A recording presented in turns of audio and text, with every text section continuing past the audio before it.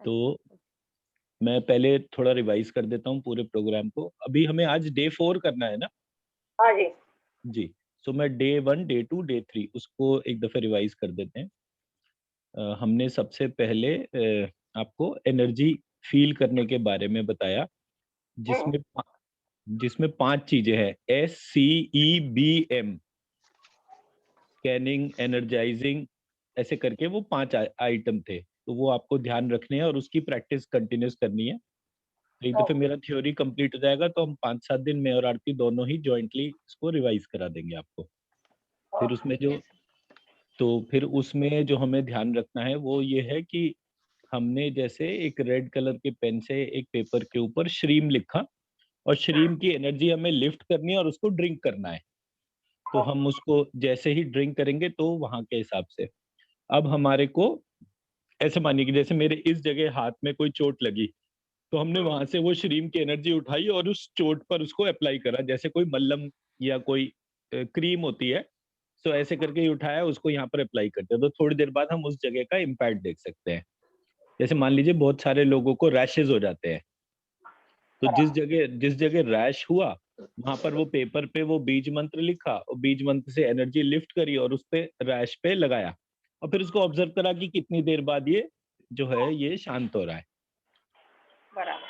तो इस तरीके से हम उस एनर्जी को अलग अलग फॉर्म्स के तौर पे महसूस करते हैं। अब ये जो एनर्जी है हमारी बॉडी में, हमने उसको एब्जॉर्प्शन जो है जैसे साउंड के फॉर्म में करा। तो साउंड के फॉर्म में हमने बहुत सारे गाइडेड मेडिटेशंस बनाए, और वो गाइडेड मेडिटेशंस जो हैं उनको सुना। तो हमारी बॉडी में जहां जहां साउंड का एब्जॉर्प्शन हो रहा है, जितने अटेंशन से हो रहा है, उसको हमने उसी तरीके से अंदर एब्जॉर्ब करते चले गए। तो ये हमारा सेकंड पार्ट हो गया, जिससे कि हम गाइडेड मेडिटेशन के तौर पे उसको लेकर चले। अब इन दोनों चीजों के बाद जो थर्ड चीज हमने बोली कि हमारी 3 बॉडीज होती है। फिजिकल बॉडी मतलब स्थूल शरीर, सूक्ष्म शरीर और कारण शरीर, gross, subtle and causal body. इन तीनों बॉडीज में जो कॉमन एलिमेंट है वो है स्काई एलिमेंट, और स्काई की प्रॉपर्टी है साउंड। तो वो साउंड जो है उसको हम कहाँ पर कनेक्ट करें सो दैट कि पूरी बॉडी, तीनों बॉडी हमारी एनर्जाइज हो जाए। तो हमने बोला कि दोनों कानों के बीच में एक सीधी लाइन खींचनी है, उसके सेंटर पॉइंट पर जो है हम लंबिकाग्र चक्र या लब्धिकाग्र चक्र को ऑब्जर्व करते हैं। इसके ऊपर हमारे ब्रेन के 5 पार्ट हैं, इसके नीचे हमारी पूरी बैकबोन है, और हमारे सारे बॉडी के 5 सेंसेस इसी पॉइंट पर कनेक्टेड है। इस पॉइंट को हमने पॉइंट ऑफ अटेंशन माना, और ये पॉइंट ऑफ अटेंशन हमारे पूरे सिस्टम को एनर्जी डिस्ट्रीब्यूशन करता है। क्योंकि कंट्रोलर है ना, तो कंट्रोलर सारी जगह एक यूनिफॉर्मिटी ऑफ डिस्ट्रीब्यूशन के तौर पर है। तो हमारे शरीर में कहीं भी किसी भी प्रकार की एनर्जी की रिक्वायरमेंट हो, इस पॉइंट पे डालने से देर इज नो ओवरफ्लो। मान लीजिए आप सर पे डालते हैं तो बहुत सारी बाहर गिर जाएगी, कान में डालते हैं तो कान की एक लिमिटेशन है, ऐसे ही हर बॉडी पार्ट की लिमिटेशन है। बट इस पॉइंट पर डाली गई एनर्जी जो है उसमें कहीं कोई एनर्जी का मतलब वेस्टेज नहीं होता, पूरी की पूरी अंदर के तौर पे एब्जॉर्ब हो जाती है। ये हो गया हमारा माइंड, बॉडी एंड सोल के हिसाब से। फिर हम आए बॉडी पार्ट्स पे, और हमने बोला अ, आ, ई, उ, रि, लिरी, लिरी, ए, आई, अ, अंग, आ। ये मेरे 16 पॉइंट्स हो गए जो मेरे सर के अंदर हो गए। फिर मैंने बोला क, ख, ग, घ, च, छ, ज, झ, य, ट, ट, ठ, ड, ढ, ण, त, थ, द, ध, न, प, पृष्ठ, फ, पेनक्रियास, प, फ, ब, भ, बुद्धि, म, मन, ब, नाभि। तो ऐसे करके, और फिर ह, य, व, र, ल, ये 5 हो गए। श, मज्जा, षटकोण कशा, वीर्य, श, श, स इज कंबाइंड बॉडी, अठावले वाला जीवात्मा, और क्षत्रिय वाला क्ष परमात्मा। ऐसे करके हमने ये सारे बॉडी पार्ट्स को डिफाइन करा। हर बॉडी पार्ट के लिए एक पर्टिकुलर साउंड डिफाइन करी, और उसको श्रीम, ह्रीम, क्लीम ऐसे करके तमाम बीज मंत्रों से हम एनर्जाइज कर सकते हैं। तो जहां जो करेक्शन करना है उसमें बीज मंत्र, उसके बाद बॉडी पार्ट, उसके बाद वही बीज मंत्र रिपीट। तो ये हमारा सेकंड पार्ट पूरा हो गया। फिर थर्ड पार्ट हमने इसमें लेकर चले कि हमारे चक्रास कितने हैं। सो देर आर 9 चक्रास। चक्रास का हो गया तो नहीं हुआ था? ये 9 वाला नहीं हुआ था। अच्छा, 7 वाला हो गया था। ठीक है, तो वो अभी हमने फिर अभी चक्रास पे जाना है अभी बात। मैं डे 4 की पीपीटी खोल लेता हूँ। तो ये अभी तक हमने जो है बेसिक रिवीजन करा था। इसके अलावा हमने शायद इम्यूनिटी पे भी बात करी थी। I will just open the PPT. आप लोग भी अपनी अपनी पीपीटी खोल लीजिए।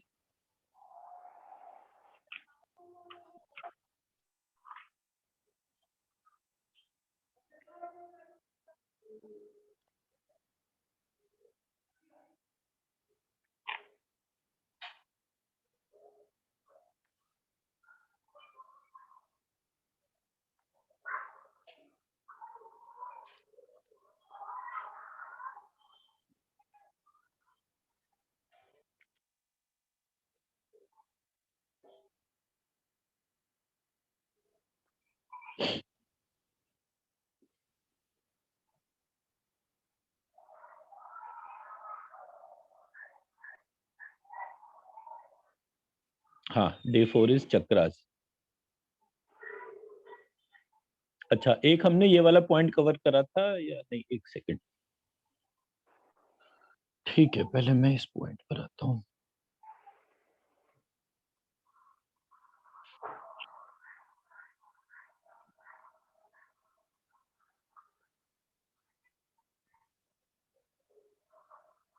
हमने जब अल्फाबेटिकल सिस्टम देख रहे थे तो हमारे यहाँ जो बच्चों को पढ़ाया जाता है उसमें य, र, ल, व, श, श, स, इस तरीके से हम बच्चों को अल्फाबेट्स पढ़ाते हैं ना, हिंदी वाले। करेक्ट। जब हमने ये सिस्टम को देखा तो हमें पता चला हमारा पहला अल्फाबेट था ह, दूसरा था य, तीसरा था व, चौथा था र, पांचवा था ल, छठा था श, सातवां था षटकोण का श, और फिर आया था स। तो बराबर। जब हम तो अब जब हमने देखा तो हमें पता चला जिसको हमारा सिस्टम स कहता है वो षटकोण का श था, जिसको य कहता है वो ह था, जिसको रा कहता है वो य था, जिसको ला कहता है वो व था, जिसको व कहता है वो र था, श को ल, षटकोण का श को शहद वाला श। मैं समझा पाया मेरा मतलब? ओके। नहीं सर। हाँ, तो भव्या जी, इसमें क्या होता है, हमारी जो हिंदी की अल्फाबेट सिस्टम है वो कैसे चलता है? क ख ग घ अ छ छ ज झ य ट ठ ड ढ ण त थ द ध न प फ ब भ म य र ल व श। हमारी बुक्स में ये लिखा हुआ है, य र ल व श। ठीक है, जब हमने अपने तरीके से उसको देखा तो हमें पता चला कि जब आपको याद होगा ना, हमने अ ई उ री लिरी ऐसे करके लिखा था ना उसमें, तो अ प्लस अह ह बना था, ई प्लस अह य बना था, उ प्लस अह उआ व बना था, लिरी प्लस आ ला बना था। तो हमारा जो ऑर्डर था वो था ह या व र ला, ना कि य र ल व श। ओके। इस एक एम्बिगिटी की वजह से हमारे पूरे सिस्टम में सब कुछ चेंज हो गया, क्योंकि ये जो 10 साउंड्स थी, यारा लावा शशा सह ऐसे करके बोला जाता था, वो यारा लावा शशा सह जो था किसी ने चेंज कर दिया, बट ओरिजिनल था हया वरला शशा स लक्षा। और अच्छा। ये चीज सबसे अच्छा वैलिडेशन निरुपमा मैम दे सकते हैं, बिकॉज ये हर जगह संस्कृत में इसी तरीके से दिया गया था, लेकिन जब वो इम्प्लीमेंट हुआ तो उसका ऑर्डर चेंज कर दिया किसी ने, and nobody question that part, क्योंकि किसी को इस बात से मतलब ही नहीं था, ना ही उनका किसी का ध्यान गया। मैं नीरू मैम गलत कह रहा हूँ? नहीं, बराबर। तो हमारा अ ई उ री लिरी ये फिक्स था ना, इसमें तो मैंने कोई चेंज नहीं करा। बराबर।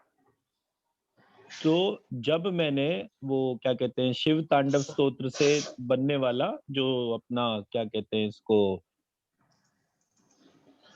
कौन सा संस्कृत का वो 14 वाला सूत्र पड़ता है शुरुआत में, क्या नाम है उसका? एक मिनट।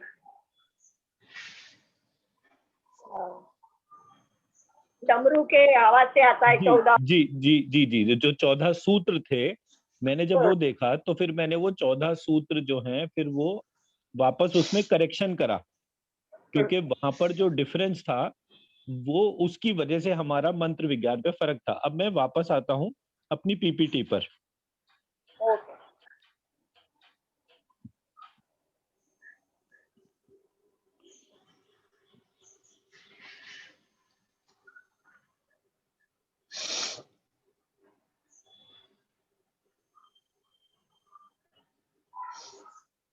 अब देखिए हम वापस जो है इस मंत्र को देखते हैं। तो मैंने यहाँ पर रोम जूम सह ये मंत्र था, इसको मैंने चेंज करा और लिखा रोम अंजुम शाह।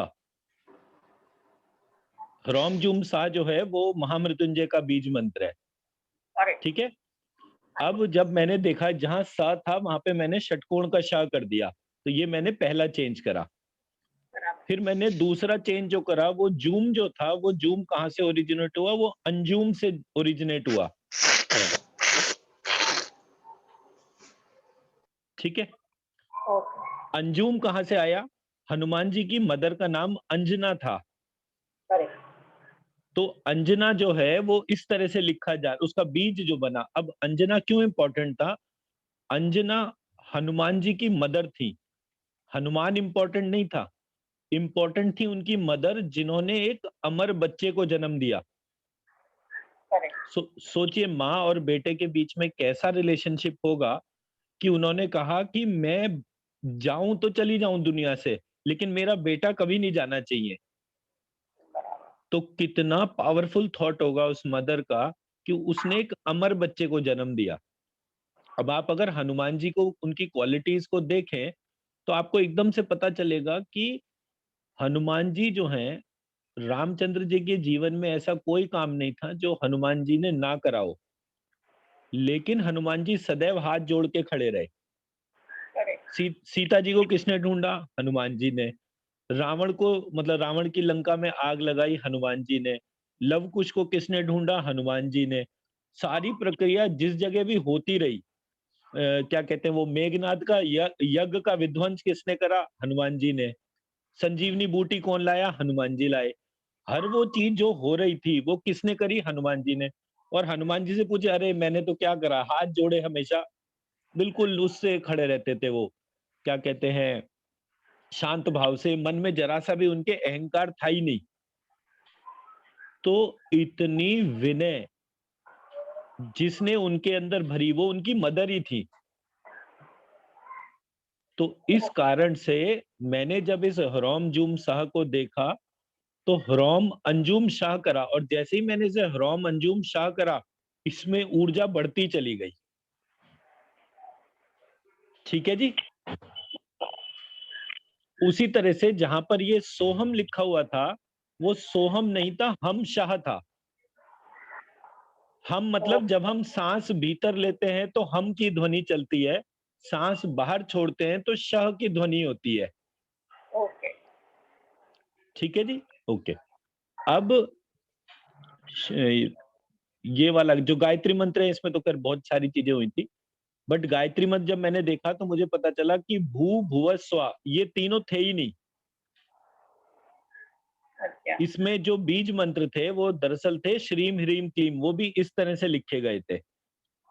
और जब मैंने इस गायत्री मंत्र को इस प्रकार से लिखा जो राइट साइड में आप देख रहे हैं स्क्रीन पे, तो हमें पता चलता है कि इसके अंदर और क्या क्या चीजें थी जो इन्वॉल्व हुई थी। और इसकी ऊर्जा, ये वाली ऊर्जा जो राइट हैंड साइड पे आप देख रहे हैं, ज्ञत श्री ज्ञत ह्री ज्ञत्र क्ली तत्सवितुर्वरेण्यम भर्गो देवस्य धीमहि धियो यो न प्रचोदयात् वेद गर्भे भगवती स्वाहा, इसकी ऊर्जा लेफ्ट हैंड साइड वाली मंत्र की ऊर्जा से बहुत ज्यादा है।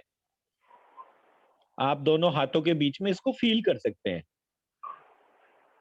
फिर मैंने टर्म देखा शिव और शक्ति, तो उसमें मुझे शक्ति टर्म से पता चला कि अगर मैं शहद वाले श की बजाय क्षत्रिय वाला क्ष लगाता हूं तो संस्कृत में इसका अर्थ हो जाता है अंदरूनी शक्ति, और अच्छा। शहद वाला श लगाने से ये होता है बाहरी शक्ति। अच्छा। तो ईश्वरी शक्ति प्रत्येक स्थिति में अंदरूनी शक्ति होती है, करेक्ट। ईश्वरी ईश्वरी शक्ति बाहरी शक्ति नहीं होती है। उसी तरह से जो शांति टर्म है वो बाहरी शक्ति के लिए है, और क्षत्रिय वाले शांति की जो वो है वो अंदरूनी शांति के लिए है। ओके। तो ये अल्फाबेटिकल सिस्टम जैसे ही मैंने इम्प्लीमेंट करा, उससे ये नए नए अर्थ निकलने शुरू हो गए। तो मैंने देखा कि हमारे यहाँ षटकोण का जो बीज है, वो षटकोण का अल्फाबेट अपने आप में सबसे दिव्य है, क्योंकि वो ईश्वर की शक्ति के बारे में बताता है कि अननोन है। षटकोण के श का मतलब जो है वो विशेषता से होता है। विशेष उत्पत्ति के लिए षटकोण का श का प्रयोग होता है, और विशेष उत्पत्ति करने का कारण कौन है? ईश्वर। इसलिए शिव और शक्ति को मैंने इस तरह से लिखा, और जैसे इस तरह से लिखा, इसकी ऊर्जा बढ़ गई। फिर राइट। हमने, हमारा जो सिस्टम था वो हमें बताता था कि ईड़ा, पिंगला और सुषुम्ना 3 नाड़ियां। ये वाला पार्ट तो मैंने कवर कर लिया था ना, हाँ जी। ईड़ा, पिंगला, सुषुम्ना। तो इसमें कौन कौन से अल्फाबेट सुषुम्ना में आते थे, कौन से ईड़ा में, कौन से पिंगला में, ये हम ऑलरेडी कर चुके हैं। तो बराबर। ये जो नाड़ियां थी, इन नाड़ियों के बाद चक्रों की उत्पत्ति हुई, लेकिन इन पे कोई बात नहीं करता, सीधे चक्रों पे चले जाते हैं। बराबर। अब मैं आता हूँ मेन प्रक्रिया पे। हमारे चारों तरफ जितने भी लोग हैं जो इस लाइन पे बात करते हैं, वो हर जगह कहते हैं कि कुंडलिनी जागरण हो गई, कुंडलिनी जागरण हो गई। तो मैंने जब उसको स्टडी करा, तो मैंने कहा कुंडलिनी जागरण की मतलब कहाँ से कहानी आई। तो इसको जब मैंने स्टडी करा, जो हमारा स्पर्म है उसमें 3 पार्ट है। एक हेड है, ये दिख रहा है सबको स्क्रीन पे? हाँ जी। तो एक हेड है, एक नेक है और एक टेल है। हम इस रूप में शरीर के अंदर एंट्री करते हैं। इस रूप को जब हम दूसरी तरफ देखते हैं, तो हमारे को वो एक सांप के जैसा दिखता है। राइट। ये आप देख रहे हैं, ये लेफ्ट पे आपके सांप है जो नीचे से ऊपर तक जा रहा है। करेक्ट। फिर इसी रूप को जब हम और ध्यान से देखते हैं, तो हमारे शरीर में ये सांप जो है इस तरह से दिखता है, जैसे ये ब्लू कलर की इमेज दिख रही है। इसमें एक हेड है, एक नेक है और एक टेल है। हम्म। क्लियर है जी सबको? हाँ जी। ये जो 5 पार्ट हैं, और ये जो स्पर्म की शेप है, और ये जो सांप की शेप है, ये हर जगह सेम है। बराबर। तो हमारे शरीर के अंदर कुंडलिनी जागृत नहीं होती है, kundalini as it is exist करती है इस शरीर के जो सर से लेकर और जहां हमारा मूलाधार चक्र है, इसके बीच की पूरी स्थिति ही कुंडलिनी है। राइट। अब वो कुंडलिनी राइजिंग या कुंडलिनी और उसका मूवमेंट, उसका जागरण, ये मुझे नहीं पता कि सुपरफिशियल टर्म्स में लोग कैसे बात करते हैं, बट मैं क्या अपनी बात आपको समझा पा रहा हूँ कि कुंडलिनी यही है। बराबर। शारुजा मैम, आप इसे समझ पाए? Sir, I'm trying to understand. So, does that really happen, or it doesn't happen, or as you mentioned, is it a superficial? So it is what I'm trying to highlight here is it is not a superficial thing. It is a natural existence. You So it's exist. always there. It is always there. It is that you are consciously connected or not. पर जब आपको ये पता ही नहीं है कि ये चीज एग्जिस्ट करती है, तो आप उससे कॉन्शियसली कैसे कनेक्ट करोगे? मैं मेरी बात समझा पाया? सर, मूलाधार चक्र में सॉरी, क्या कह रहे हैं आप? बीच में आपकी आवाज कट गई थी। मूलाधार चक्र में 3.5 इंच जो सर्प सोया हुआ है व्हाइट कलर का, वो क्या है? हाँ, ये क्वेश्चन अलग है। किताबों में जो चीज लिखी है और जो चीज एक्चुअल है, देखिए इसका फर्क कैसे आया। जिन गुरुजी की कुंडलिनी जागृत हो गई, जिनको पता चल गया कि हाँ ये रियलिटी है, वो मेडिटेशन में गए और मुक्त हो गए। बराबर। अब उन्होंने चेले को कोई 2-4 कहानियां सुनाई, तो चेले ने वही कहानियां बढ़ा चढ़ा के सारी दुनिया को बतानी शुरू कर दी। अच्छा। जो व्यक्ति इस लाइन में कनेक्ट हो गया, वो कभी मुड़ के किसी की तरफ देखने के लिए नहीं आया। इसका मैं एग्जाम्पल बताता हूँ। आपने विवेकानंद जी का नाम सुना होगा। हाँ जी। वहां पर उन्होंने एक कहानी लिखी विवेकानंद जी ने, कि वो रामकृष्ण परमहंस जो उनके गुरु जी थे, उन्होंने उनको छुआ और उनको समाधि लग गई। करेक्ट। लेकिन सारी दुनिया ने विवेकानंद के पैर छुए, लेकिन कभी विवेकानंद के पैर छूने से किसी को समाधि नहीं लगी। करेक्ट।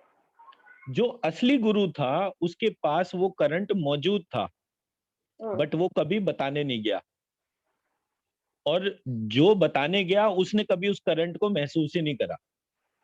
ओके। मैं मेरी बात समझा पाया? तो Okay. कुंडलिनी जो है वो एग्जिस्ट करती है, इस प्रकार से एग्जिस्ट करती है क्योंकि उसकी शेप ही यही है। अखिल ब्रह्मांड में पूरा ब्रह्मांड देख, मतलब मान लीजिए मुर्गी का अंडा देखते हैं आप, तो मुर्गी के अंडे के अंदर भी जो शेप निकल कर आएगी वो यही शेप है। राइट। तो दुनिया की कोई सी भी क्रिएशन अगर आप देखेंगे नेचुरल सिस्टम में जो बायोलॉजी में पढ़ाई जाती है, उसकी शेप यही है। अब वो अंडे के अंदर हो अंडे के बाहर हो, दैट डजंट मैटर, वो पूरा ब्रह्मांड ही क्यों ना हो, लेकिन शेप में उसके तीन ही एस्पेक्ट है, एक हेड है, एक नेक है और एक टेल है। करेक्ट। और इन तीनों के बिना ही एग्जिस्टेंस पॉसिबल ही नहीं है। राइट। आप गर्दन हटा दीजिए तो एग्जिस्टेंस खत्म, आप हेड हटा दीजिए तो एग्जिस्टेंस खत्म, आप टेल हटा दीजिए तो एग्जिस्टेंस खत्म। अब इसी बात को इस इमेज पे जब लेकर चलते हैं हम, इस इमेज पे, तो जैसे जैसे शरीर बड़ा होता रहता है, ये नाग जो है, ये सांप जो है, ये बड़ा होता रहता है। इसका पूरा काम जो है वो सिर्फ इस शरीर को ग्रेविटेशनल फोर्स से महसूस कराना है। तो अखिल ब्रह्मांड के अंदर जो ग्रेविटेशनल फोर्स है उसका रिप्रेजेंटेशन शेषनाग है। मेरे अंदर का नाग, आपके अंदर का नाग, अखिल ब्रह्मांड में जो कुछ भी है उसके अंदर का नाग, नाग मतलब ग्रेविटेशनल फोर्स। नाग का जो इक्वल एंड ऑपोजिट जो था वो था एंटी ग्रेविटी। एंटी ग्रेविटी का रिप्रेजेंटेशन था गरुड़। तो विष्णु जी जो हैं वो किस पे विराजमान थे? बोले जी शेषनाग पे। लेकिन विष्णु जी को कहीं से कहीं जाना था तो किस पे विराजमान होते थे? गरुड़ पे। तो उनका वाहन गरुड़ दे रखा है। तो इस तरह से हमें पता चला कि एक ग्रेविटी मैटर है, एक एंटी ग्रेविटी मैटर है। अब ये एंटी ग्रेविटी और ग्रेविटी की बात कहां से आ रही है उसको भी ध्यान से समझते हैं। हमारे 5 एलिमेंट्स होते हैं। सबसे पहले स्काई, मैं वापस उस पे जाता हूं।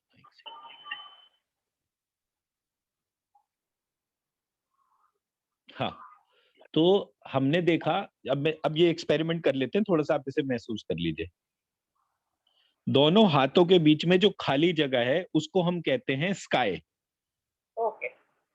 अब इस स्काई के बीच में जो चीज फिल्ड है, भरी हुई है, उसको हम कहते हैं एयर। करेक्ट। अब ये एयर जो है, मैंने इसमें घर्षण करा, ऐसे करके इसमें घर्षण करा। तो जैसे मैंने इसमें घर्षण करा, निरुपम देख लीजिए पहले, बाद में लिख लीजिएगा। जैसे ही मैंने इसमें घर्षण करा, मेरे हाथों के बीच में गर्मी आ गई। अग्नि। ये गर्मी हो गई फायर।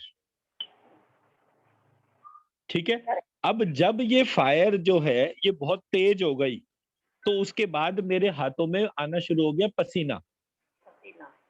पसीना हो गया वाटर एलिमेंट। और जब ये वाटर एलिमेंट सूख गया तो इसके अंदर डेवलप हो गया अर्थ एलिमेंट। तो वाटर एलिमेंट जब सूखा तो हाथ में मैल आ गया ना सारा। तो ये 5 एलिमेंट ने मैल को क्रिएट कर दिया। उसी तरह से आप इसी प्रोसीजर को कहीं भी देख सकते हैं। फॉर एग्जाम्पल, अर्थ घूम रही है, अर्थ में घर्षण हुआ, उसकी एयर हो गई। घर्षण जो है उसके अंदर जितना भी ज्यादा वो हुआ तो उससे वहां पे गर्मी उत्पन्न हुई, गर्मी से जल उत्पन्न हुआ, जल से बादल बन गया, बादल ने वर्षा कर दी, वर्षा करके जो है चारों तरफ अन्न की उत्पत्ति हो गई। तो हमारी जो प्रक्रिया थी, जो नेचर के अंदर एग्जिस्ट कर रही थी, वो बिल्कुल स्टैंडर्ड और सिंपल थी। हमने उसको जो भी भाषा में समझाया, मुझे ऐसा लगता है कि वो जिस तरीके की भाषा में समझा रहे थे या किताबों में जिस तरह से लिखा है वो बहुत कॉम्प्लिकेटेड है, उसको हम सिंपल तरीके से नहीं पकड़ पा रहे।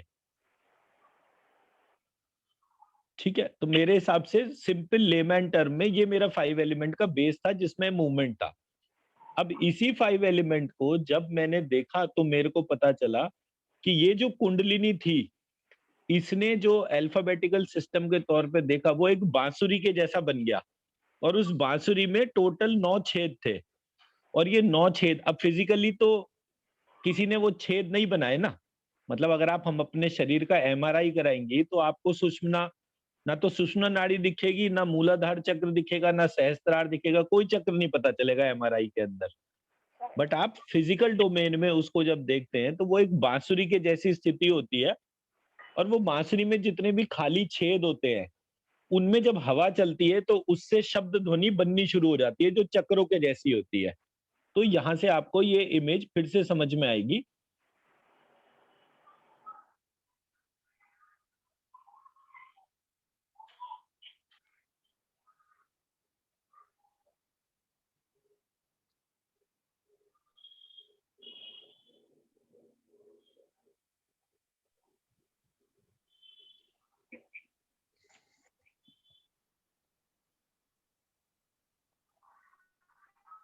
अब ये आपको इमेज दिख रही है ये वाली? लेकिन सर अभी आप जो ग्रेविटी और एंटी ग्रेविटी बोल रहे थे वो आधा रह गया पॉइंट आई गेस। हाँ वो आधा रह गया, सॉरी मैं बात करते करते भूल गया। हाँ मैं ये बता रहा था कि जब वायु से अग्नि बनती है तो अग्नि की डायरेक्शन किधर की तरफ होती है? ऊपर। अग्नि जैसे जलती है वो तुरंत ऊपर की तरफ जाती है। उस अग्नि से जल उत्पन्न होता है, जल की क्या डायरेक्शन होती है? नीचे। तो एक चीज ऊपर लेकर जा रही है, एक चीज नीचे लेकर जा रही है। ठीक है, तो मेरा जो समझाने वाला पार्ट था वो ये था कि जब ये ऊपर और नीचे की एक्टिविटी चलती है कि एक फोर्स ऊपर लेकर जा रहा है, दूसरा फोर्स नीचे लेकर जा रहा है, तो दो इक्वल एंड ऑपोजिट डोमेन जो हैं जब वो काम करती हैं तो चीज गोल गोल घूमना शुरू हो जाती है। एक चीज ऊपर लेकर जा रही हो, दूसरी नीचे लेकर जा रही हो, और वो दोनों एक ही ऑब्जेक्ट पे करें तो एक बैलेंस स्टेट में एक व्यक्ति गोल गोल घूमना शुरू हो जाता है। तो ये जो आप चक्रों का स्थिति और इसका मूवमेंट देख रही है गोल गोल, वो उसका रीजन सिर्फ ये है कि फायर और अर्थ एलिमेंट, फायर और वाटर एलिमेंट जो हैं वो ऊपर और नीचे जा रहे हैं, एग्जैक्टली जैसे ग्रेविटी और एंटी ग्रेविटी की हम बात कर रहे हैं। तो जितना भी हमारे यहाँ वाटर एलिमेंट है वो वाटर एलिमेंट हमें नीचे लेकर जा रहा है, और वो वाटर एलिमेंट ही is acting like a snake. और जो फायर एलिमेंट है which is exactly like Garuda, जो फ्लाई करता है, उड़ता है, ऊपर लेकर जाता है। तो ये जो ऊपर और नीचे के जो गोल चक्कर हैं जिनको हम डिफरेंट चक्रास के तौर पे देखते हैं वो यही वाला वो है। और इसमें जो पुराणों के अंदर स्टोरी दे रखी है विंता और कद्रू, वो भी इसी बात के ऊपर है कि एक जो ऋषि पत्नी थी उनके बच्चे जो थे वो नाग थे, और दूसरे ऋषि की जो पत्नी थी उनका बच्चा जो है वो गरुड़ था। तो वो गरुड़ जो है उसने विष को ग्रहण कर लिया। अब विष यहाँ पर किसको बोला गया? विष यहाँ पर बोला गया हमारी सारी मेमोरीज और सारा जो भी हम विचार व्यवहार करते हैं उसके तौर पे, जिससे ये पूरी यूनिवर्स में क्रिएशन हो रही है। और अमृत जो है वो गरुड़ के पास में था।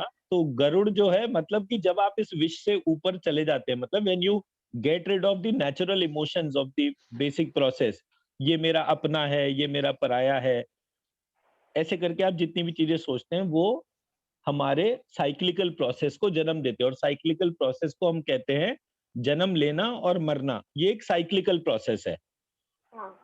और ये साइक्लिकल प्रोसेस कनेक्ट किससे है? हमारे इन 9 चक्रास से कनेक्टेड है। मैं समझा पाया मेरी बात? सर एकदम से नहीं।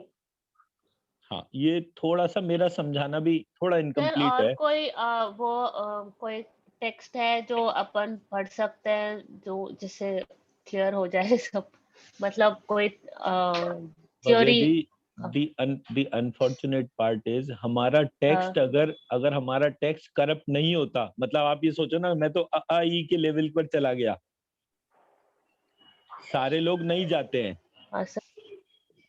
तो अगर मेरा अ आ ई जैसा सिस्टम भी कहीं किसी ने गड़बड़ कर रखा है तो उसका प्योर टेक्स्ट लाना बहुत डिफिकल्ट है पार्ट। और नहीं क्योंकि मिल रहा था इसलिए मुझे खुद ही सब कुछ बैठ के बनाना पड़ा।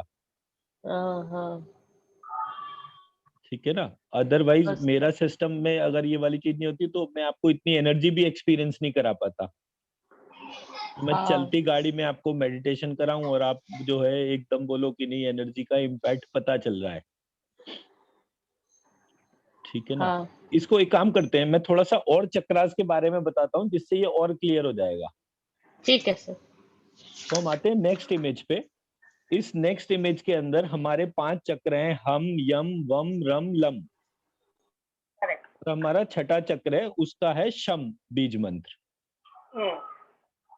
तो हमने बोला कि जो ऊपर का चक्र है उसमें 4 अल्फाबेट है। 4 अल्फाबेट कौन से हैं? श्रीम, ह्रीम, क्लीम और शम। और नीचे के जो 5 चक्र हैं उनके अंदर जो अल्फाबेट्स हैं वो है लम, हम, यम, रम, वम। ठीक है। हाँ।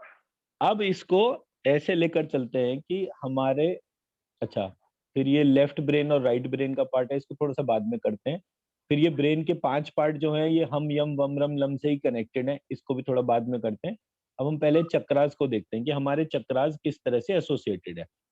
हमारा एक चक्र है जो थ्रोट चक्र है, करेक्ट। और एक चक्र है जो मूलाधार चक्र है। तो जो थ्रोट चक्र है उसका बीज अक्षर है हम, और उसके अल्फाबेट्स ये लिखे हुए हैं। और जो मूलाधार चक्र है उसका जो बेस अल्फाबेट है वो है लम, और उसके अल्फाबेट उसके इर्द गिर्द लिखे हुए हैं। तो यहाँ पर हमने क्या करा कि इन 5 में ही सारे अल्फाबेटिकल सिस्टम को डाल दिया। और इसका रिप्रेजेंटेशन कैसे है, तो जब आप ये शीट देखेंगे तो ये जो चक्रास हैं ये आपस में इस तरीके से कनेक्टेड है। So there are 5 chakras in the outside ring and 6 chakra in the central ring. Sir एक डाउट है। Sorry, there are 6 chakras in the outer ring and 1 chakra in the central ring. हाँ बोलिए,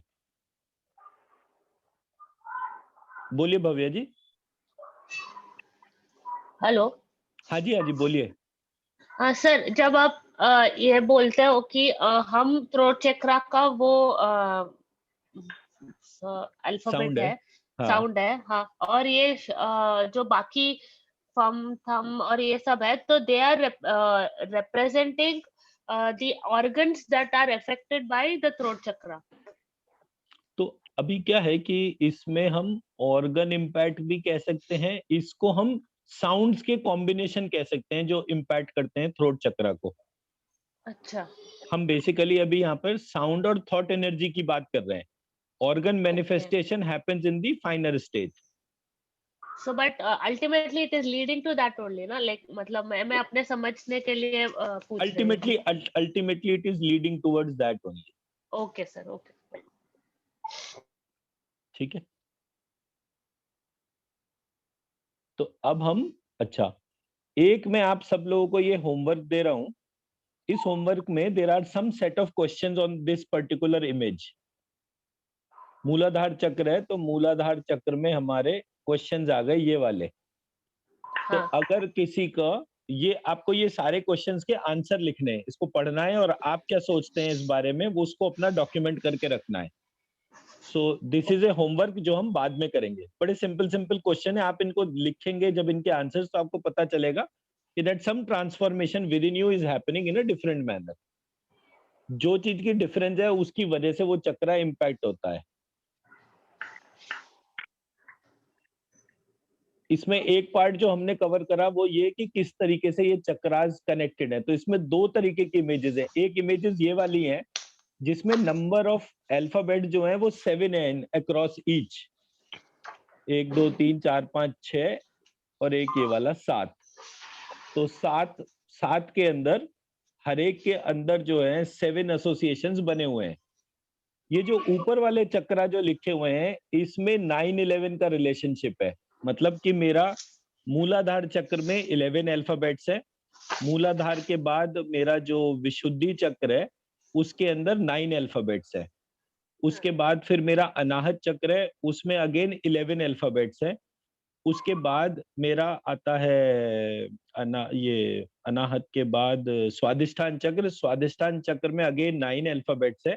और फिर मेरा मणिपुर चक्र आता है। मणिपुर चक्र में मेरा अगेन 5 अल्फाबेट्स, ओ सॉरी 11 अल्फाबेट्स है।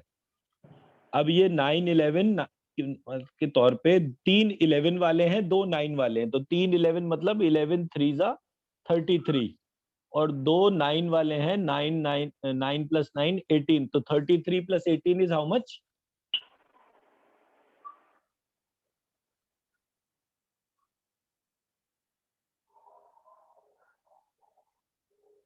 53. 33 plus 18, 51. ठीक है जी। सो हमारे टोटल अल्फाबेट जो हमने शीट पे डिस्क्राइब करे थे वो 51 है। हाँ। तो मैंने जब इसको देखा तो एक जगह जो डिस्क्रिप्शन था उसमें जो 58 वाला ल है और क्षत्रिय वाला क्ष है। जो सेकंड सिस्टम था, ये एक सेकंड, सेकंड सिस्टम था ये वाला इस तरीके से। हाँ। इसमें जो है इन्होंने 7 7 49 का सिस्टम लिया। अच्छा। और उन्होंने हर एक को मतलब 9 और 11 के तौर पे नहीं रखा, उन्होंने सबको जो है 7 अल्फाबेट सिस्टम के तौर पे डाला। So these are 2 philosophies which exist in the aspect. अच्छा। बेस क्या था, एक जने ने क्षत्रिय वाला क्ष और 58 वाला ला, जिसमें डबल ला होता है, मराठी भाषा में ही ज्यादातर उसका प्रयोग है, बाकी भाषाओं में ना के बराबर है, तो वो दोनों को काउंट नहीं करा। तो 51 माइनस 2 इज 49। 49 is 7 into 7। तो हमारे 7 चक्रा और हर चक्रा में 7 साउंड, ये उसका बेसिस था। और ये 7 चक्रा जो है ये किस तरह से अलाइंड थे, ये 7 चक्रा अलाइंड थे इस तरीके से। ये ऑरेंज कलर की इमेज दिख रही है आपको? हाँ जी। इसमें 6 चक्रा आउटर पेरिफेरी में, एक सेंट्रल चक्रा है जिसके घूमने से सारे चक्र घूम रहे हैं। करेक्ट। तो इसलिए जब हमने थ्योरी को ध्यान से देखा तो हमें पता चला चक्रा तो एक्चुअली 5 ही हैं। जो छठा चक्रा है वो इस बात को बताता है कि एक ही टाइम पर एक चक्रा यूज होगा या मल्टीपल चक्रा यूज होंगे। मैं मेरी बात समझा पाया? For example fire element, fire element के अंदर यूनिकली फायर, एयर और स्काई तीनों चक्रा इनबिल्ट है। करेक्ट। 5 तत्वों में 3 तत्व उसमें आ गए। पृथ्वी जो तत्व है उसमें 5 एलिमेंट आते हैं। तो एक जगह एक ही चक्र को यूज करना है, एक एस्पेक्ट है। दूसरा, एक से अनेक चक्रों को यूज करना है। तो it is something like a directional system. जैसे डायरेक्शन जो है उसमें 2 प्रॉपर्टी होती हैं, एक जुड़ना और एक अलग अलग होना। तो हम इसको कह सकते हैं कि ये एक प्रकार से जैसे गाड़ी के अंदर कोई गियर सिस्टम होता है, ये उस प्रकार की प्रक्रिया हो गई। और आज्ञा चक्र जो है ये वो डोमेन है जो इस प्रोसेस से कनेक्टेड है। अब जब इस पार्ट को मैंने देखा तो मुझे समझ में आया कि ये पूरा का पूरा प्रोसेस जो है इसमें बहुत सारे ऐसे एक्टिविटीज हो रही है which can not be covered in this course itself. वो एडवांस कोर्स का पार्ट होगा जिसके अंदर केवल इसी पार्ट पे हम लेकर चल रहे हैं। तो जो बीज मंत्रा का फॉर्मेशन जो है वो इस चीज से डिराइव होता है। मैं अभी वो भी आपको आगे दिखाऊंगा। तो अब मैं आपको एक सिंपल सी थ्योरी के तौर पे लेकर चलता हूं जिससे कि आपको ये पूरा प्रोसेस समझ में आएगा। हमने सबसे पहले बोला कि हमारा एक है मूलाधार चक्र। मूलाधार चक्र की साउंड है लम। स्काई की प्रॉपर्टी है साउंड। साउंड को ट्रैक करते हैं हमारी बॉडी में ईयर, कान। और ये लिसनिंग और स्पीकिंग को रिप्रेजेंट करता है। और माउथ इसका पॉइंट ऑफ टर्मिनेशन है, मतलब कान से शुरू होता है, माउथ पे खत्म होता है, सुनने से लेकर बोलने की प्रक्रिया में। इसका कलर जो है वो ब्लू कलर है। आकाश क्योंकि नीला होता है इसलिए इसका रंग आकाश के तौर पर है। और इसका जो डाइटी है मूलाधार चक्र के अंदर वो श्री गणेश है। मैं समझा पाया मेरी बात? हाँ, बराबर है। अब मूलाधार चक्र के बाद आता है विशुद्धि। हाँ, सो मूलाधार चक्र आकाश तत्व, आकाश की प्रॉपर्टी है साउंड। साउंड को कैप्चर करते हैं ईयर। ईयर की डोमेन है लिसनिंग। जो हम सुनते हैं वही बोलते हैं। तो ये जो प्रक्रिया है, जो साउंड का मूवमेंट जो है, साउंड हमारे कानों से प्रवेश करती है और मुख से बाहर आती है। Yes sir. ठीक। इसका जो वो है कलर जो है वो है ब्लू, मूलाधार चक्र। क्योंकि आकाश तत्व है, आकाश नीले रंग का होता है, तो इसका जो कलर हो गया वो ब्लू हो गया। और इसका डाइटी जो है वो गणेश है। मतलब किसी भी व्यक्ति को अपना मूलाधार चक्र बढ़ाना है तो उसको गणेश जी की पूजा करनी चाहिए। तो गणेश जी के जो मंत्र हैं वो हमारे मूलाधार चक्र को बड़ा करते हैं।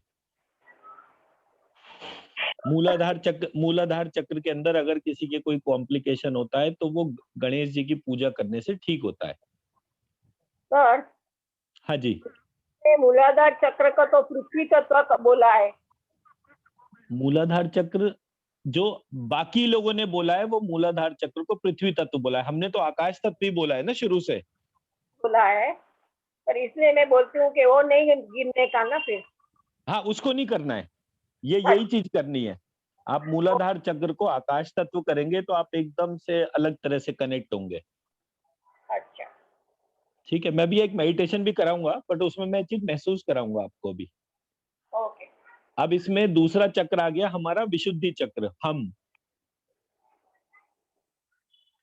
अब एयर जो है, एयर को सेंस करता है टच। मतलब एयर जो है हमें टच से पता चलती है। मतलब हवा चल रही है तो हम अपने हाथ ऐसे खुले हुए छोड़ दें तो जो छू के हमारे हाथों को जाती है वो एयर है। करेक्ट।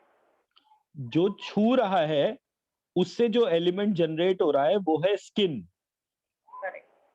और स्किन से बनते हैं हमारे हाथ। हाथ जो है जो फंक्शन करते हैं वो है gross motor skill and fine motor skill.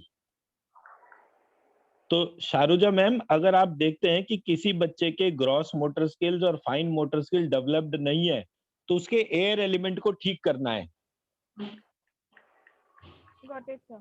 और अपने अच्छा, इसमें जो बीज मंत्र लगता है वो लगता है मृत्युंजय वाला, क्योंकि ये थ्रोट चक्रा से कनेक्टेड है। इसका डायटी मृत्युंजय है, जो हम महामृत्युंजय का मंत्र अभी देख रहे थे, ह्रौम अंजुम शाह, ये उसका बीज मंत्र है। इससे थायराइड और लिंग्विस्टिक डेवलपमेंट जो है ये दोनों देखे जाते हैं। मतलब जैसे अगर कोई बच्चा जो है वो सही तरह से नहीं बोल रहा है तो उसके मूलाधार और विशुद्धि दोनों के ऊपर काम करा जाएगा। मैं समझा पाया मेरी बात? Yes, sir. हाँ, ठीक है। और चक्रा को वैसे ही अगर ट्रिगर करना है तो हम बोलना शुरू करिए, देखिए कि उसके गले में वाइब्रेशन होगी। आप बोलकर देखिए, हम हम हम हम हम हम हम हम हम हम हम हम Yes, sir. तो गले में वाइब्रेशन हो रही है। ठीक है ना? रोम जुम सा, रोम जुम सा, ओम जुम सा, गले में वाइब्रेशन हो रही है। जब गले में वाइब्रेशन होती है तो धीरे धीरे, अगर किसी को थायराइड है तो वो ये ऑटोमेटिकली ठीक कर देता है। थायराइड दो प्रकार से होता है, एक होता है जिसमें वजन घटता है और एक होता है जिसमें वजन बढ़ता है। दोनों ही सिचुएशन में थायराइड जो है वो शरीर, मतलब थायराइड ग्लैंड का काम होता है शरीर को एनर्जी देना। तो जो अब बॉडी का मूवमेंट कैसे होता है, वो एक स्पर्म से ग्रो करके फुल्ली ग्रोन बॉडी तक जाती है। तो उसमें जो नेक है, वो स्पर्म की जो तीन पार्ट है, हेड, नेक और टेल, उसमें जो एनर्जी डिफरेंस है वो थायराइड, मतलब थ्रोट चक्रा जो है वो उस पे काम करता है। ठीक है? Sir, why are you mentioning color blue and what is the connection with this color blue for holding poison? Like, अच्छा, एक्चुअली देखिए, जो कलर कलर का जो थेरेपी प्रोसेस है ना, वेस्टर्न सिस्टम का अलग है और हमारा वाला अलग है। ये मैं आगे आपको कलर जो है वो किस किस चीज से कनेक्ट होता है ये भी थोड़ा सा आगे बताऊंगा मैं। okay, sir. ठीक है? सर, तो थ्रोट चक्र है यानी गला हुआ ना? हाँ जी, थ्रोट चक्रा मतलब गला। तो ये चक्र मूलाधार से तो ऊपर के भाग में है, हाँ, मूलाधार एकदम नीचे है। अच्छा, एक सेकंड रुकिए। आपने जो क्वेश्चन करा है उसके लिए मुझे आपको एक और स्लाइड दिखानी पड़ेगी।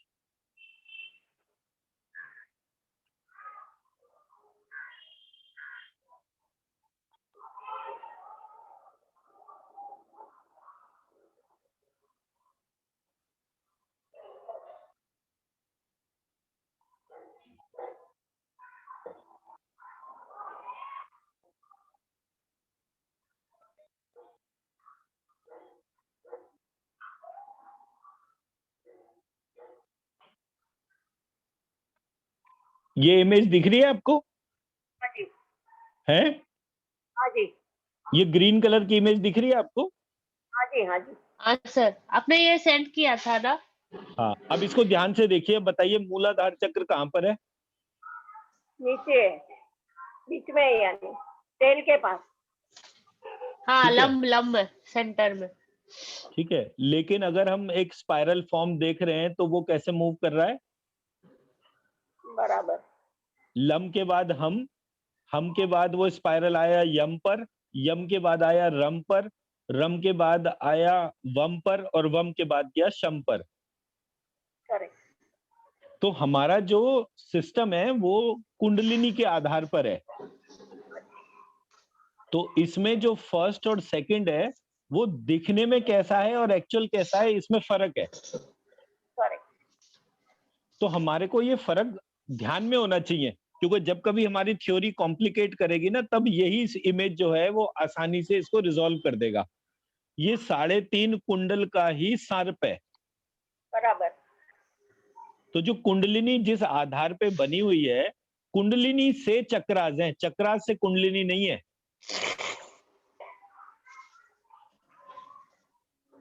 मतलब देखिए ऐसा है, मैंने ना कोशिश करी है कि मैं ये सब्जेक्ट को ना बहुत डीपली स्टडी करूं।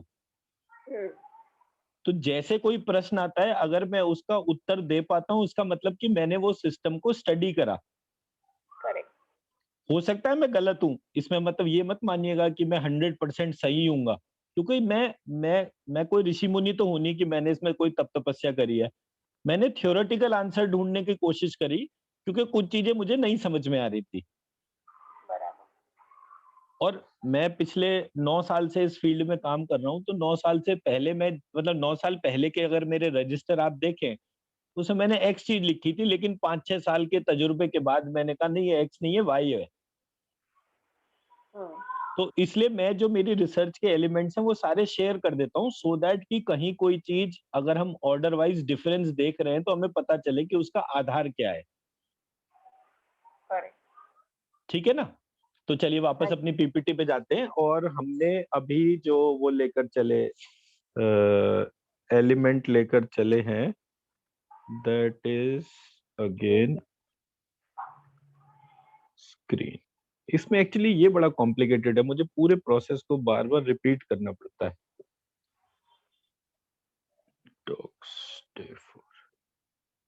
ये पार्ट इस सिस्टम का फ्रेंडली नहीं है। Right, so coming to Vishuddhi. Anahata chakra. अच्छा। विशुद्धि हो गया ना हमारा। विशुद्धि में हमने बोला एयर एलिमेंट, एयर से बनती है स्किन, स्किन से बनते हैं हाथ, हाथ होते हैं ग्रॉस और फाइन मोटर स्किल्स के लिए।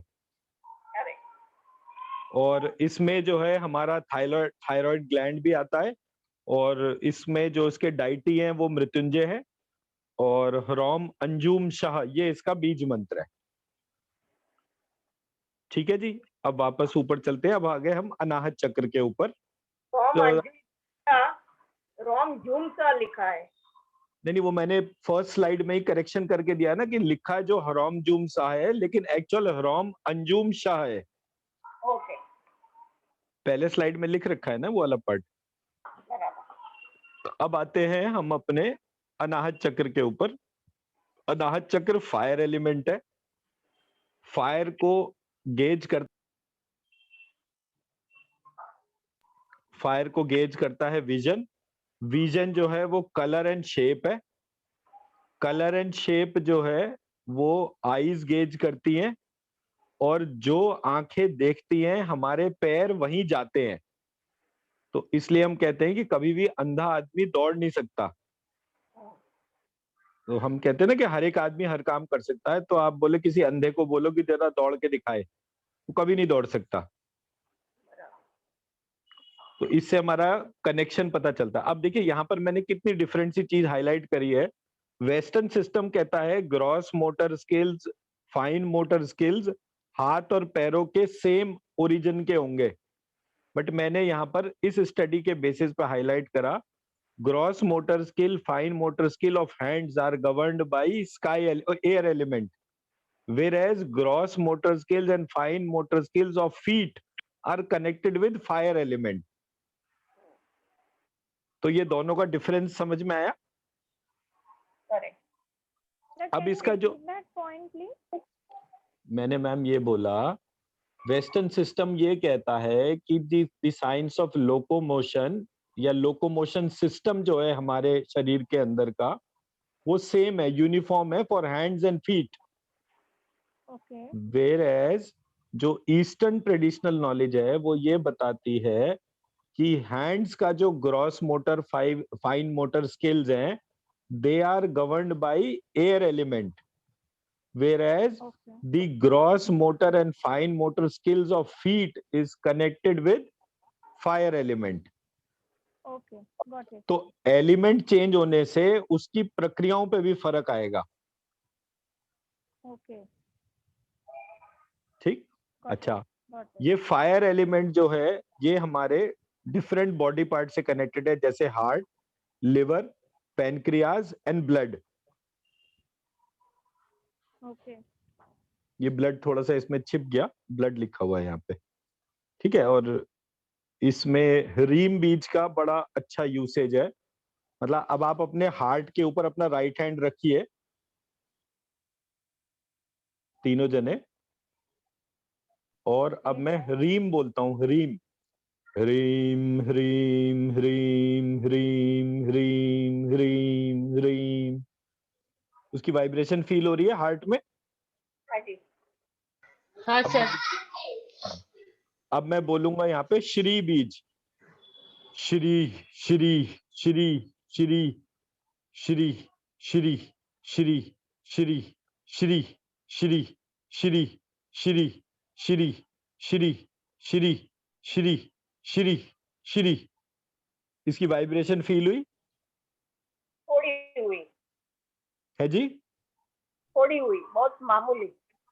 हाँ, अब उसका रीजन ये है कि ये फायर एलिमेंट जो है उसको तो कनेक्ट करता है, रीम हार्डवेयर को और हार्ट को कनेक्ट करता है, लेकिन ब्लड जो है उसमें जो रेड कलर है वो श्री से आता है।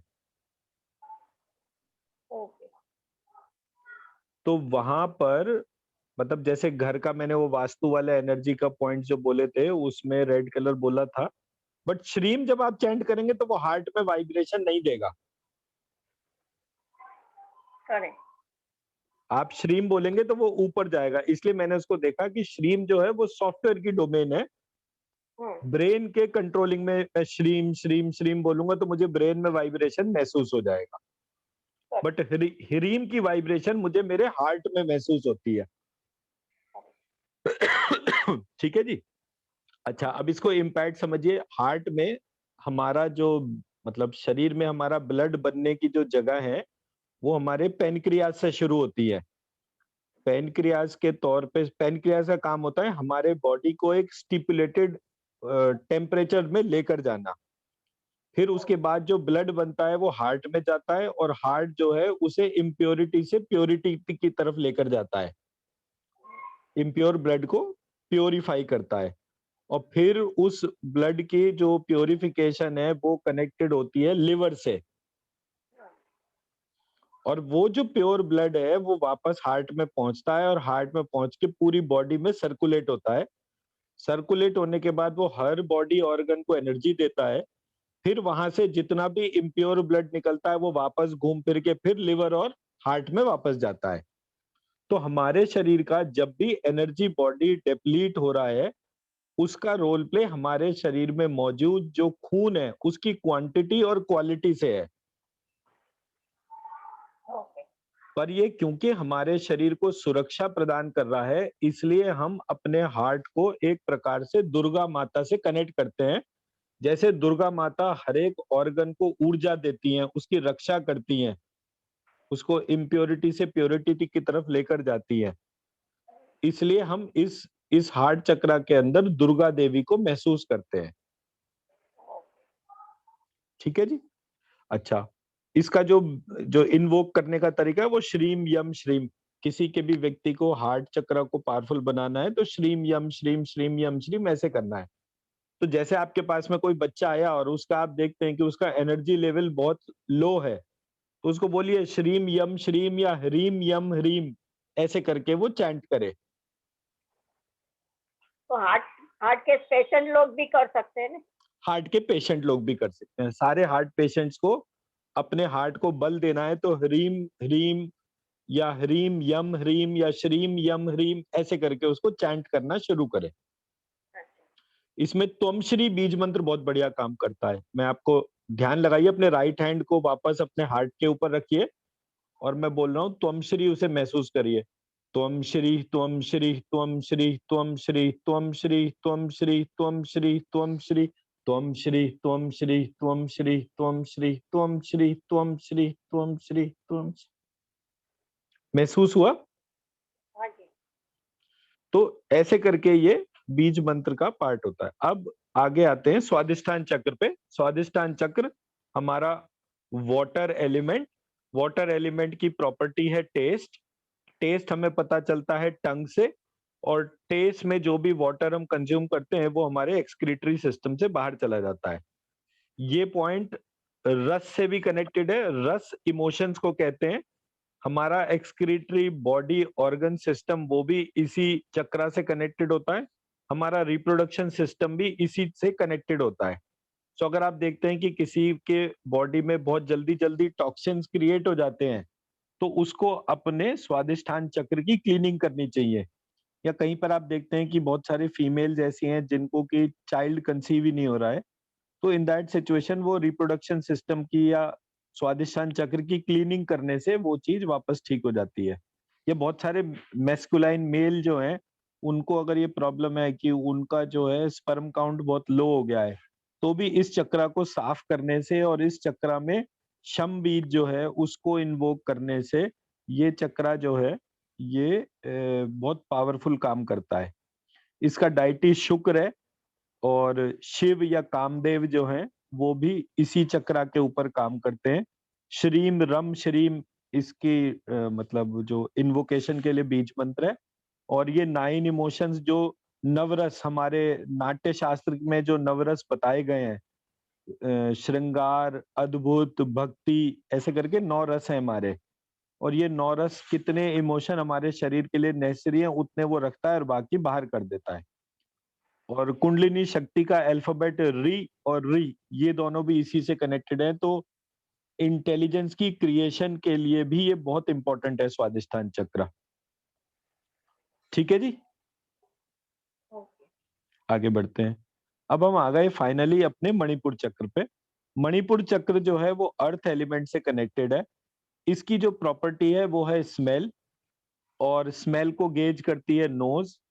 और इसके अंदर ग्रेविटास, मतलब किसी भी व्यक्ति में अगर गंभीरता की कमी है तो गंभीरता जो है वो देने वाला चक्र हमारा मणिपुर चक्र है। हमारा जो भी गंभीरता के बाद जो भी सॉलिड एलिमेंट जो है, सॉलिड पार्ट जो है वो भी इसी चक्रा से कनेक्ट होता है। और हम जो हमारी नाक सूंघती है उसे हम खा लेते हैं, और जो खाते हैं उसको बाहर निकालते हैं। तो एनस तक का डोमेन इस उससे कनेक्टेड है। जुपिटर प्लैनेट जो है वो हमारे मणिपुर चक्र से कनेक्टेड है। प्राणों की उत्पत्ति भी इसी चक्र में होती है। स्टमक रिलेटेड जो डोमेन है, स्टमक से जो एक्सक्रीटरी सिस्टम है वो भी इस चक्र से कनेक्टेड है। स्टोरेज भी इसका एक इम्पैक्ट है। स्मेल इसके सबसे बड़ा पार्ट है। जो स्मेल, जो लोग जितने भी आप लोग देखिए जिनका अर्थ एलिमेंट बलवान होगा उनकी स्मेल की सेंसिटिविटी बहुत हाई होगी। उनको फ्रेग्रेंसेस बहुत पसंद होंगे। ज्यादातर लोग जिनके पास आप देखते हैं कि उन्हें बहुत ज्यादा फ्रेग्रेंस कलेक्ट करने का शौक है, आप तुरंत मान लीजिए कि उनकी जो सेंसिटिविटी है वो अर्थ एलिमेंट में सबसे ज्यादा है। पूरा एरोमा थेरेपी सब्जेक्ट जो है वो इसी साइंस के ऊपर बेस्ड है। इसको हम श्रीम वम श्रीम कहते हैं। और विष्णु जी, गणेश जी, बृहस्पति, ये तीनों के तीनों को हम यहाँ पर वम से जागृत कर सकते हैं। प्राणों की उत्पत्ति यहाँ से होती है। और ये एकमात्र चक्र ऐसा है जो लाइफ में केवल एक ही बार खुलता है। जब लेडी प्रेग्नेंट होती है तब उसकी नाभि खुलती है और वो अपने गर्भ में जो बच्चा है उससे कनेक्ट करते हैं। और वो एक दफे जो ये चक्रा जब बंद होता है तो फिर जीवन भर कभी नहीं खोला जाता। मैं समझा पाया? मेरी बात? ये हमारे 5 चक्र हो गए। अब ये 5 चक्र जो है, इसके बाद हमारे 4 चक्र और है। हमारा छठा चक्र है आज्ञा चक्र। एक्चुअली वो मैंने आज्ञा चक्र वाले सारे पार्ट जो है ना एडवांस कोर्स में डाल रखे हैं, तो उसको मैं समझा देता हूँ। जो आज्ञा चक्र है, आज्ञा चक्र का काम है डायरेक्शन का। ठीक है, तो आपको वो शुरुआत में जो इमेज बताई थी 9 एलिमेंट्स और 9 उसकी, उसमें ये वाला पार्ट कवर करा था कि आज्ञा चक्र का काम है डायरेक्शन का। डायरेक्शन दो ही तरह से काम करते हैं, प्लस और माइनस। तो प्लस और माइनस की वजह से हम उसको कहते हैं एक या अनेक चक्रों को जोड़ने का काम, या अनेक चक्रों की बजाय एक चक्र को कब यूज करना है। सो जो हमारा आज्ञा चक्र है वो ये काम करता है।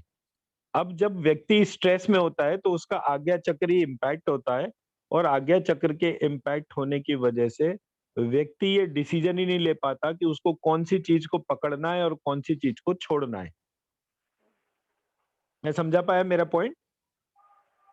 बराबर। ये डे 2 की जो पीपीटी है उसमें ये सारा पॉइंट मैंने कवर करे थे, मैं फिर से इसको रिपीट कर रहा हूँ।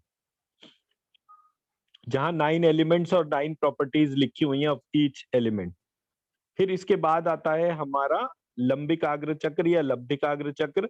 लब्धिकाग्र चक्र is a property of time, और इसका बेसिक काम होता है ये सारी चीजों को होल्ड करता है। मतलब एक सीमित अवधि के लिए हमारे 5 एलिमेंट्स, 5 बॉडी पार्ट्स, 5 सेंसेस, 5 ज्ञानेंद्रिय, 5 कर्मेंद्रिय, मन, इन सबको जो, और आत्मा, इन सबको जो होल्ड करता है फॉर अ सीमित टाइम पीरियड, उसको हम लंबिकाग्र चक्र या लब्धिकाग्र चक्र कहते हैं।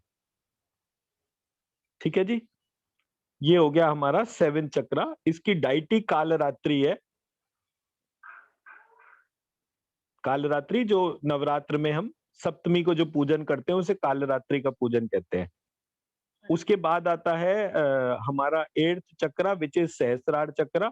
सहस्त्रार चक्र के अंदर जो है, जो इंफॉर्मेशन है आज्ञा उसमें, चक्र का डाइटी आपने नहीं बताया।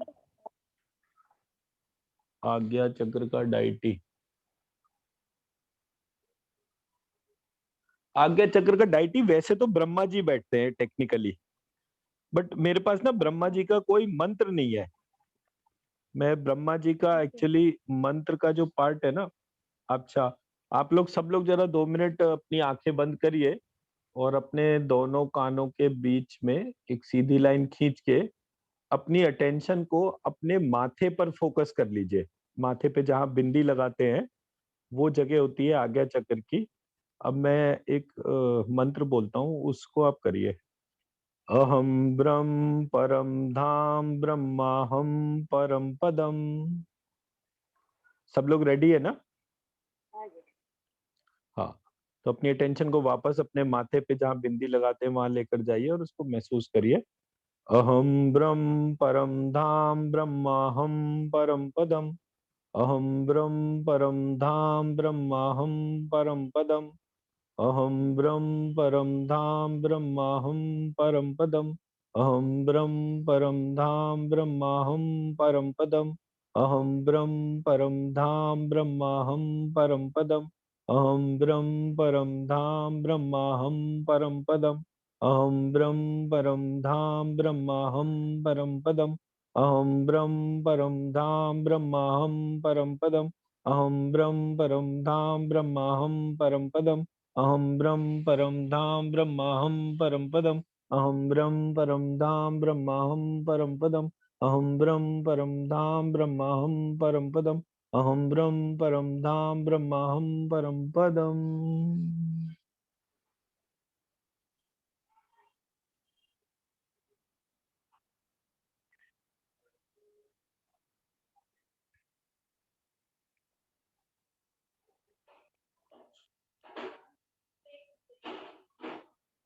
हाँ जी, क्या महसूस हुआ?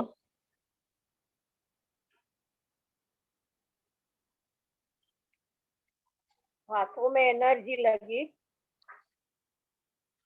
हाथों में एनर्जी लगी, जी, और आखिर में पहले थोड़ा ब्लैकिश था, फिर थोड़ा लाइट हुआ, ऐसे करते करते लास्ट में एकदम ब्राइट जैसा हो गया। एकदम ब्राइट जैसा हो गया ना। Yellow orange. परफेक्ट जी। शारुजा मैम।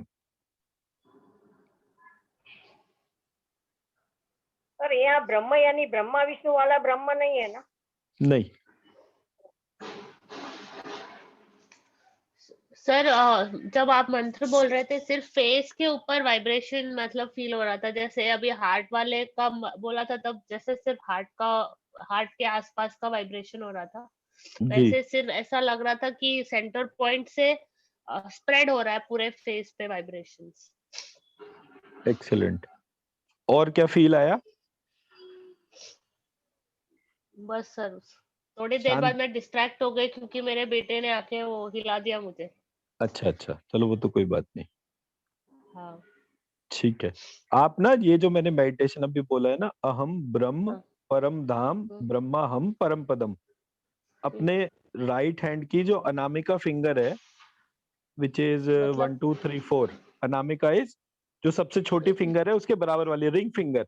रिंग फिंगर, हाँ हाँ हाँ। ठीक है। रिंग फिंगर को आपने ऐसे ऐसे टच करा इस तरह से, हाँ हाँ और अपने बेटे के ना माथे पे इस जगह हाथ रखा जहां बिंदी हाँ होती है, और इसको हाँ बोला हाँ। अहम ब्रह्म परम धाम ब्रह्मा हम परम पदम।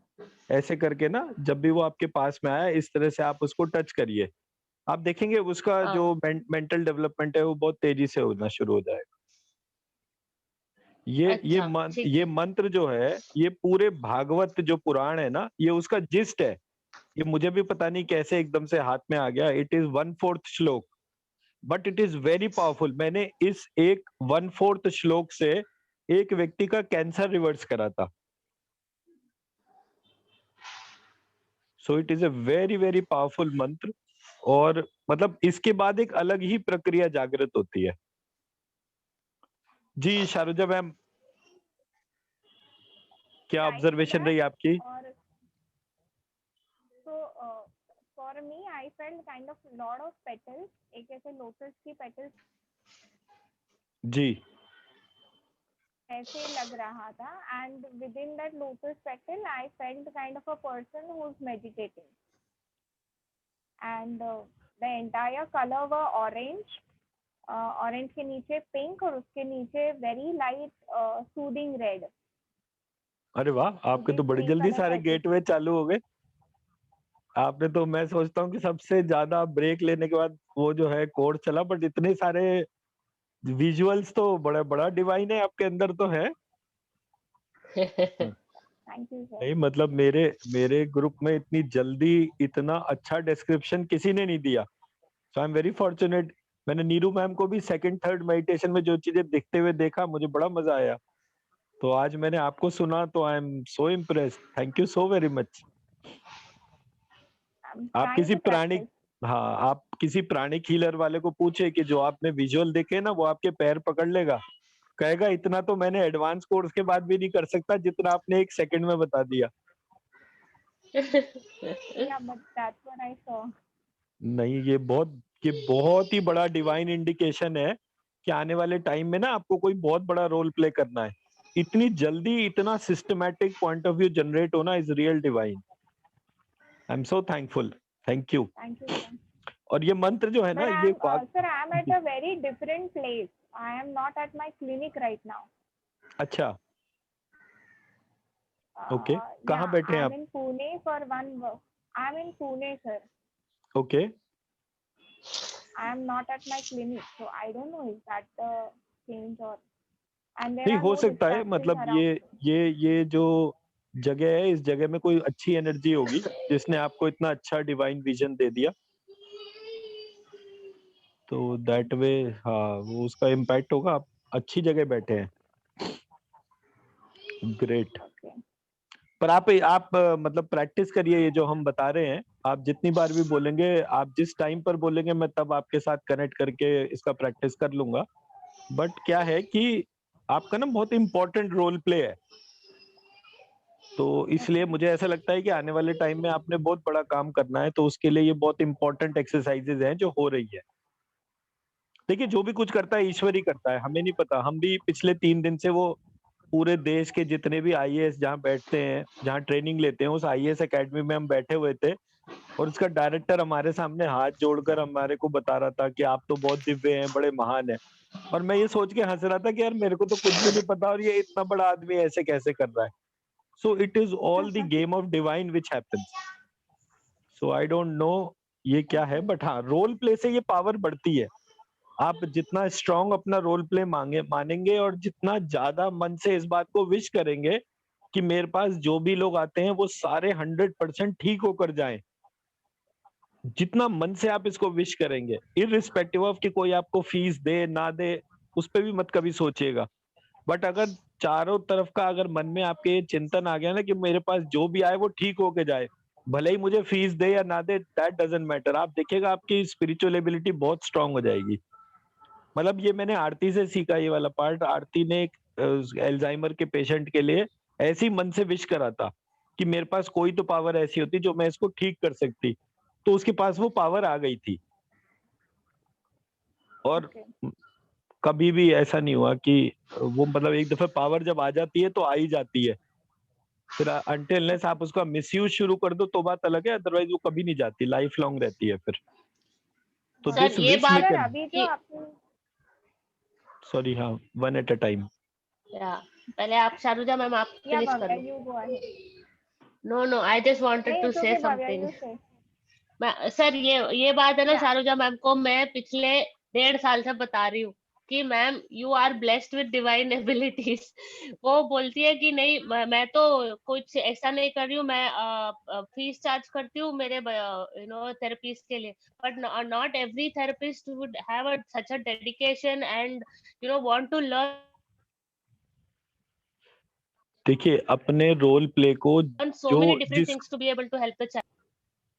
हाँ वही वही बात है, जिसको भी अपना रोल प्ले समझ में आ गया ना वो ट्रांसफॉर्मेशन कर ही देता है। आप एक स्कूल टीचर को लेकर चलो, सरकारी स्कूल के टीचर को जिस दिन उसका रोल प्ले समझ में आ गया, इस देश में सिर्फ इंटेलेक्चुअली पैदा होंगे, बट उसे अपना रोल प्ले नहीं पता कि उसका रोल प्ले कितना इंपॉर्टेंट है। मैंने बोला ना, हनुमान जी की मदर जो है, हनुमान जी जैसे क्या मायने रखते हैं, हनुमान जी की मदर इंपॉर्टेंट है जिन्होंने एक अमर बच्चे को जन्म दिया।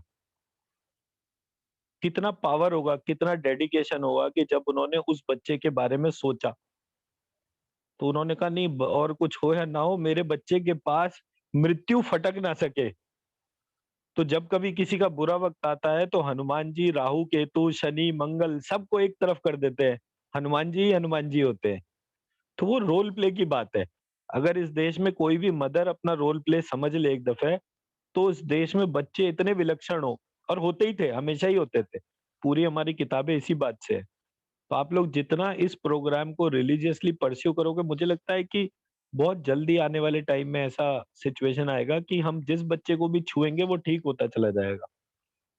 एंड ट्रस्ट मी, मतलब जब मुझे पता चला कि एक व्यक्ति हमारे ग्रुप में ऐसा है जिसके पास इस तरह से कई 100 बच्चे आते हैं और दसियों साल से वो यही काम कर रहा है, so I felt so pride in my self कि यार चलो भगवान ने एक रास्ता खोला जिससे हम लोगों की लाइफ में कुछ पॉजिटिविटी ला सकेंगे। तो आप अपने रोल प्ले को पकड़ के बैठना, जितना मजबूती से आप पकड़ के बैठोगे आप देखना बहुत सीरियस ट्रांसफॉर्मेशन होंगी। ठीक है ना जी? अभी कंटिन्यू करना है अभी या जो ब्रेक करना है? मुझे कंटिन्यूएशन चलेगा sir, I am not at the clinic. चलो बहुत बढ़िया, फिर कोई दिक्कत नहीं, करते रहिए, मैं तो बिल्कुल फ्री हूँ, मुझे तो बोलोगे तो मैं अगला दिन भी कभी कंप्लीट कर दूंगा आज ही बैठ के। हाँ जी बताइए अब आगे। सर अभी आपने जो मंत्र बोला, कैन यू राइट इट, इसका प्रोनाउंसिएशन या हिंदी में कैसा लिखना है? कैन यू एक right it on a second, white board और मैसेज हाँ में हाँ, आप अभी लिख सकते अभी हो तो? अभी लिख देते हैं जी, इसमें कौन सा दिक्कत है। अहम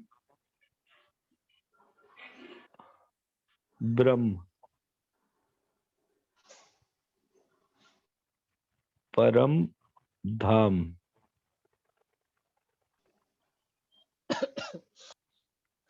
ब्रह्माहम परम पदम।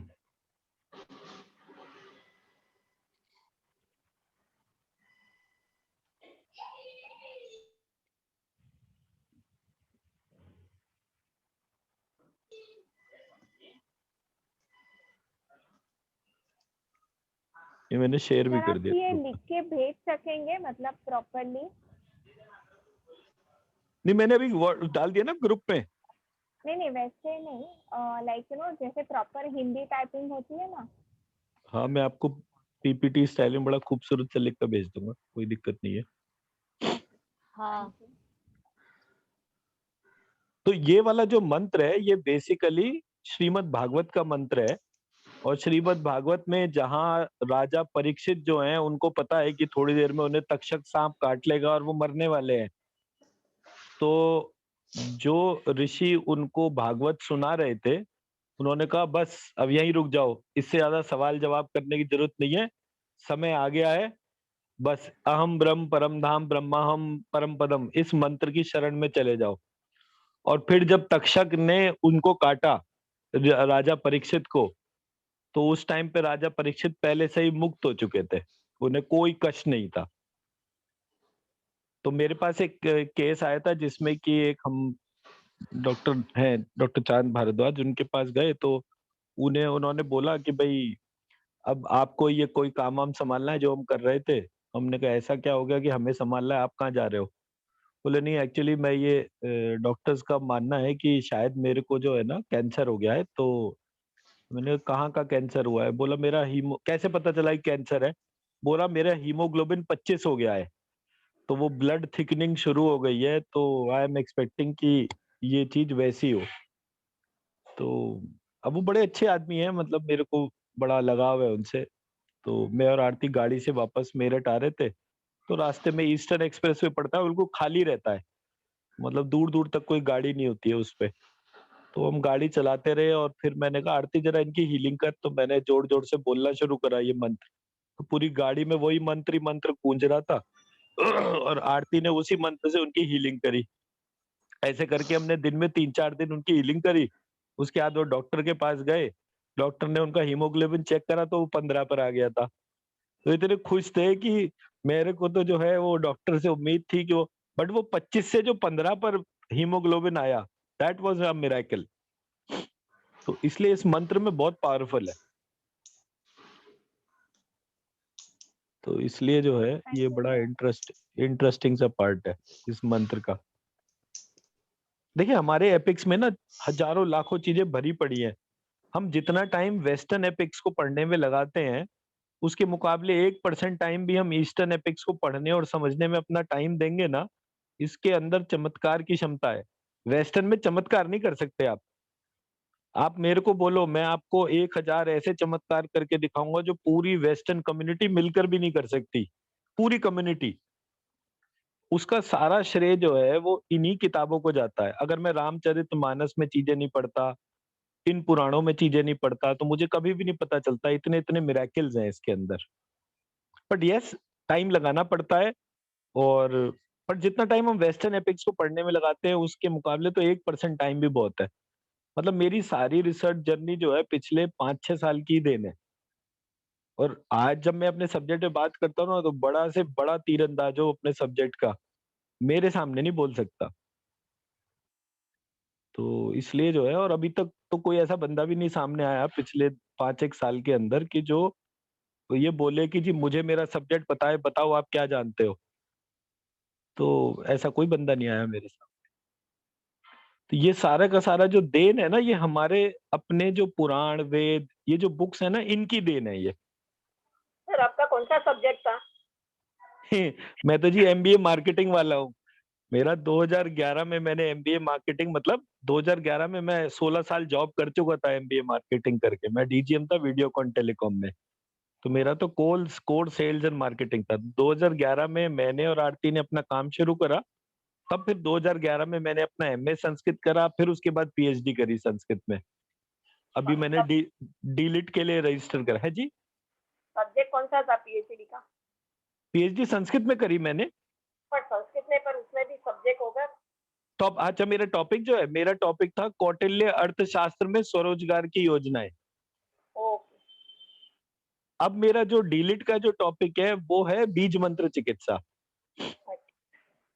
तो मैं अपनी सिनॉप्सिस भेज दूंगा आपको, आप एक दफे देख लीजिएगा, मेरा सही है नहीं है तो सर मार्गदर्शन कर देंगे। आप हिंदी हिंदी या संस्कृत पढ़ाने, मतलब बेसिक पढ़ाने के भी कोई कोर्स जानते हो क्या? देखो जी, मैं कर सब कुछ सकता हूँ। आपका जब मन करे तो मुझसे पूछ लेना, मैं आपको उसी तरह से पढ़ाना शुरू कर दूंगा। और मैं जिस ठीक तरह से है, आपको पढ़ाऊंगा ना, उस तरह से कोई संस्कृत वाला भी नहीं बता पाएगा, क्योंकि क्योंकि हमारे स्कूल में तो संस्कृत था नहीं, हिंदी थर्ड लैंग्वेज था, सेकंड लैंग्वेज तो कन्नड़ा कंपलसरी था। आपको भव्या जी जब टाइम मिले ना, मेरे साथ हाँ, जूम पर कनेक्ट हो जाना, मैं आपको जो जानता हूँ वो पढ़ा दिया करूंगा। ठीक है, आप उसे चेक करेंगे, उसके बाद में 1-2 किताबें आपको भेज दूंगा, उन किताबों से आप पढ़ोगे तो आपको पूरी संस्कृत लिखनी, पढ़नी, बोलनी सब आ जाएगी। ठीक है। और संस्कृत के जो सबसे अच्छे ऑथर्स जो मेरे को दिखे हैं, वो सारे मराठी ऑथर्स थे, जिन्होंने हाँ, संस्कृत को लिखने पढ़ने को कंफर्टेबल बनाया। और एक से एक जी, बढ़िया, मतलब जैसे मैं वामन राव काणे, और एक संस्कृत में वो डिक्शनरी जो लगती है, वो आपटे की डिक्शनरी लगती है, ये सारी की सारी अच्छी किताबें जो संस्कृत की हाईएस्ट क्वालिटी की है, ये हमें हाँ, मराठी जो स्कॉलर्स थे उन्होंने ही दी है। अच्छा, हाँ, तो वो मैं आपको भेज दूंगा, मतलब मेरे पास तो तकरीबन 100 साल पुरानी किताबों तक का कलेक्शन है, तो इसलिए उसकी कोई दिक्कत नहीं है। तो दैट वी कैन डू। देखो ऐसा होता है, एक एक होता है पढ़ाई करना डिग्री डिग्री लेने के लिए, एक हाँ, होता है पढ़ाई करना शौक के लिए। मेरा शौक है पढ़ना, हाँ, ठीक है ना? तो मतलब मेरे जब इनिशियल पीरियड जो था, तो मेरे साथ के जितने भी लोग थे सारे बीटेक वगैरह सब बन गए। तो मैंने कहा यार मैं ही सबसे फिसड्डी रह गया, मेरा कहीं सिलेक्शन नहीं हो, बाकी सबके आईआईटी वगैरह में हो गए। तो मैंने कहा ऐसा कौन सा रास्ता है, तो मैंने तुरंत जो है ग्रेजुएशन खत्म होते ही अपना एमबीए कर लिया। तो एमबीए कर लिया तो मतलब फास्टेस्ट डिग्री प्रोग्राम अवेलेबल था, मेरा एक दिन भी वेस्ट नहीं हुआ था। एमबीए कर लिया तो जॉब मिल गई। तो 96 में जो मेरे साथ के लोग थे जो अलग अलग कंपनीज में जॉब करने गए, तो उन्होंने 1 साल का ड्रॉप करा और 92 के बाद 4 साल का बीटेक करा। तो 96 में वो भी बाहर निकले नौकरी करने के लिए, और मैं 91 से 94 तक मैंने बीएससी करा, और 94 से 96 में एमबीए। तो मैं भी 96 में उन्हीं के साथ बाहर निकला जॉब करने के लिए। तो पता चला कि रेस में आप सबसे पीछे नहीं हो, साथ में ही खड़े हुए हो। तो इसलिए वो जो एस्पेक्ट्स है ना, वो बड़े मेरे लाइफ के इंटरेस्टिंग हुए हैं। तो इसलिए कोई उसका दिक्कत नहीं है। तो चलिए फिर हम बैठे हैं तो थोड़ा डे 4 से उठ के जरा डे 5 पे आ जाते हैं। डे 4 का मेजर पार्ट हमने कवर कर लिया, सो अब डे 5 पे है। इसमें कुछ छोड़ दिया है ना? वो जो छोड़ा है वो बाद में कवर करेंगे, अभी स्ट्रक्चर्ड चल रहा है ना, तो मैं एक पार्ट और आज, अभी तो आज चारुजा मैम के पास भी टाइम है, तो इस पार्ट को और थोड़ा सा कवर अप कर लेते हैं। मैं डे 5 की पीपीटी खोलता हूँ, उसमें वास्तु वाला। नहीं, वास्तु इज डे 7।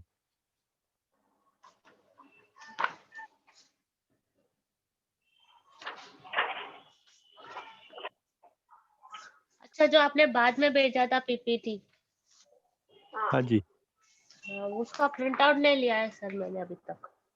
कोई नहीं, मैं इससे ही कवर कर देता हूँ। ओके, सातवां है इंटेलिजेंस।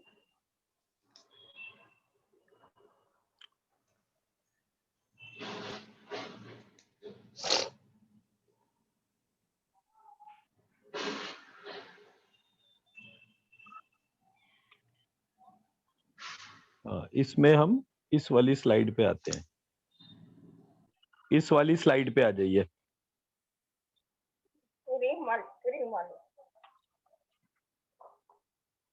ये स्लाइड दिख रही है ना सबको? अब देखिए हाँ सर दिख रहे हैं। ये रामचरितमानस से लिया है मैंने ये वाला पार्ट।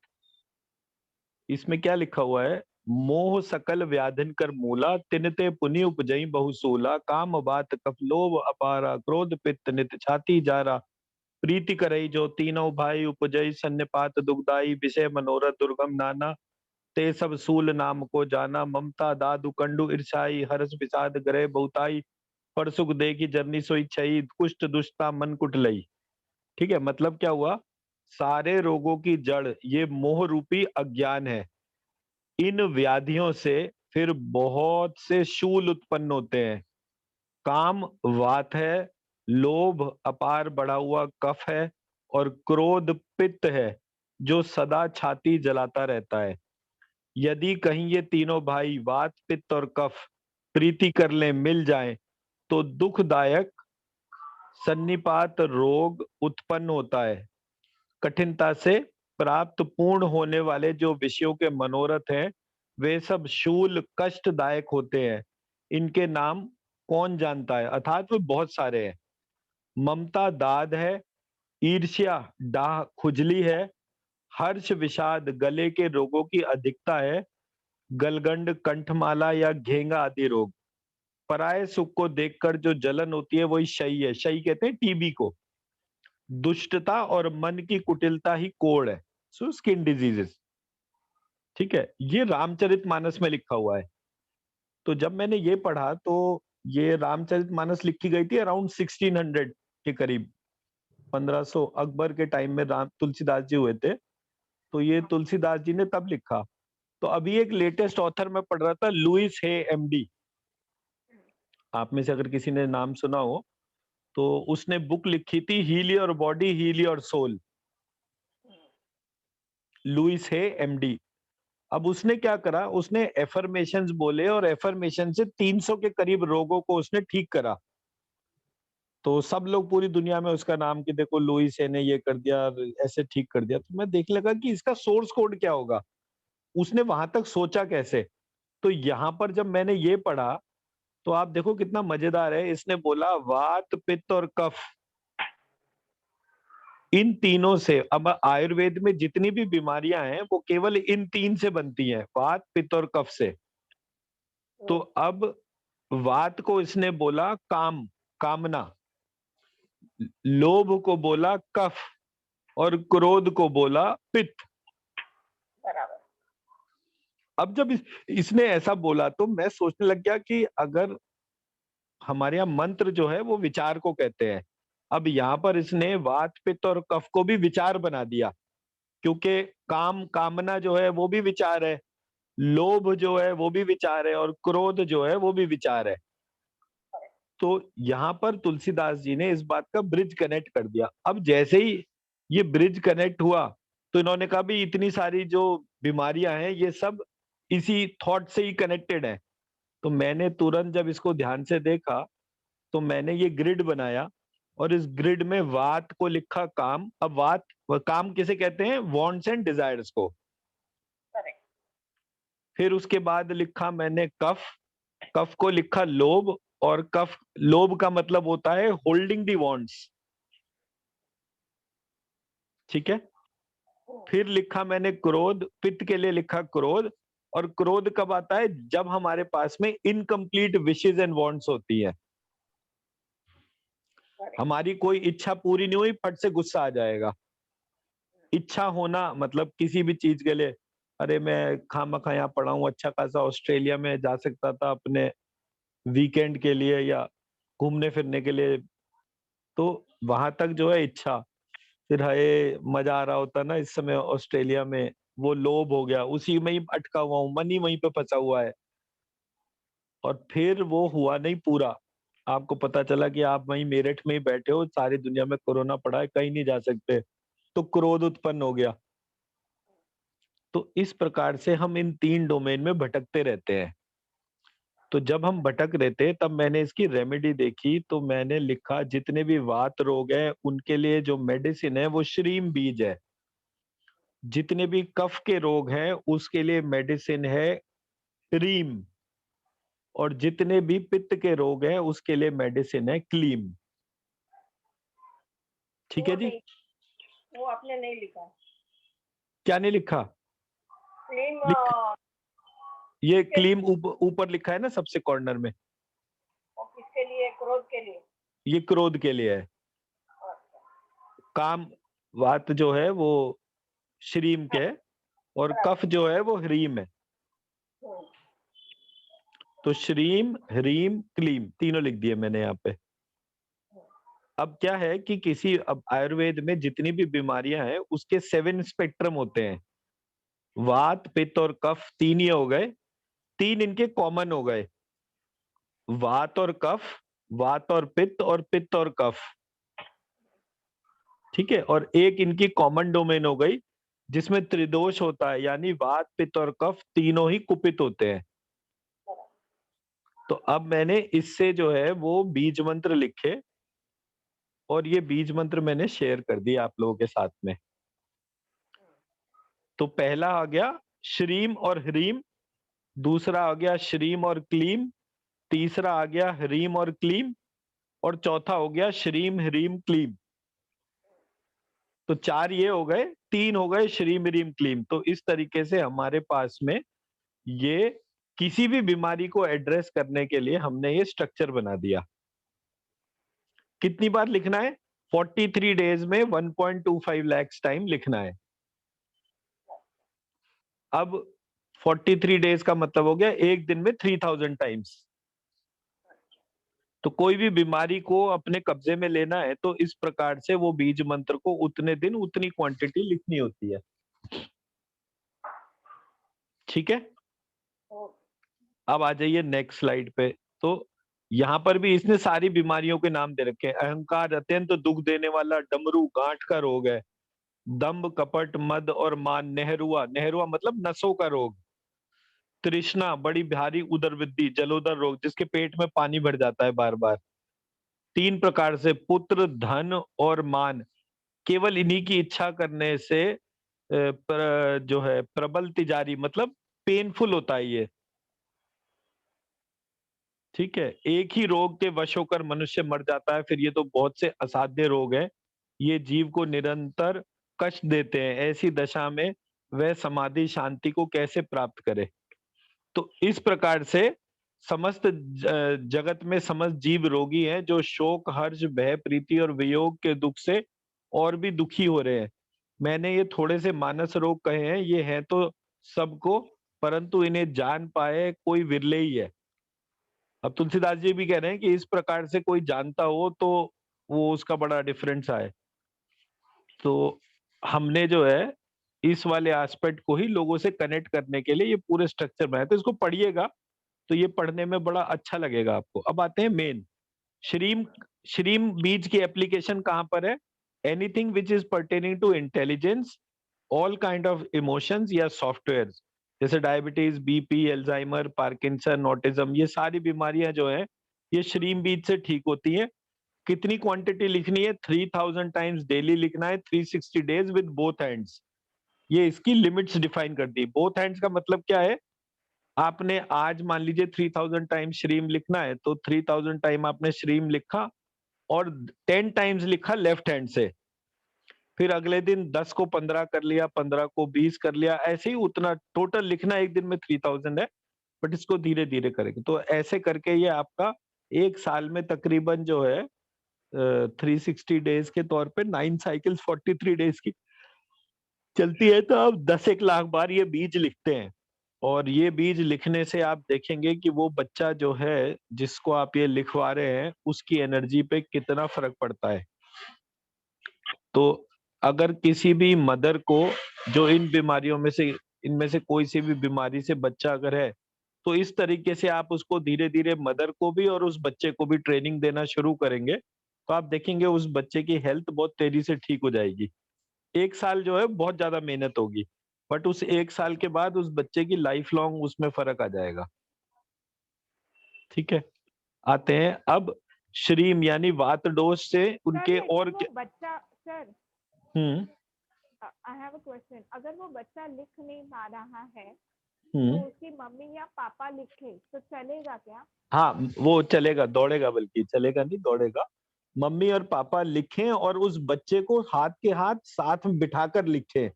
जैसे मान लीजिए मैं श्रीम लिखूं तो मैं हाथ के साथ श्रीम को चैंटिंग भी करता चलूं, वो वाली एनर्जी जो है उसको लिफ्ट करूं, उस बच्चे में डालता रहूं, तो थोड़े दिनों बाद वो बच्चा लिखना भी शुरू कर देगा। वो कोई बड़ी दिक्कत की बात नहीं है। देखिए, it is all a game of dedication. और जैसे ही आप वो सोल सीट को ट्रिगर करना शुरू करते हैं और रोज रोज उस बच्चे की सोल सीट को ट्रिगर करेंगे और रोज वो बीज मंत्र लिखेंगे, इतना पावरफुल ट्रिगरिंग होता है कि वो अच्छा खासा व्यक्ति वो जाग जाएगा। ठीक है ना? तो इसलिए उसको मत सोचिए। ये सारे मैंने वात दोष के सिम्टम्स लिख दिए हैं यहाँ पर। जैसे फॉर एग्जाम्पल इंसोम्निया है, ये भी एक प्रकार का वात दोष है। अनस्टेबल माइंड एक प्रकार का वात दोष है। तो ये पूरी लिस्ट है यहाँ पर, आप इनसे आइडिया ले सकते हैं कि वात दोष क्या है। और ये जितने भी वात दोष हैं इसको श्रीम से कनेक्ट करिए। नेक्स्ट है ह्रीम। रीम is sperm to human body. पूरी ह्यूमन बॉडी में अगर कहीं कोई प्रॉब्लम है तो रीम बीज को लिखने से फिजिकल एट्रीब्यूट्स है, nail, hair, bone, blood, hardware related all issues, again 3000 per day, 360 days with both hands for complete results.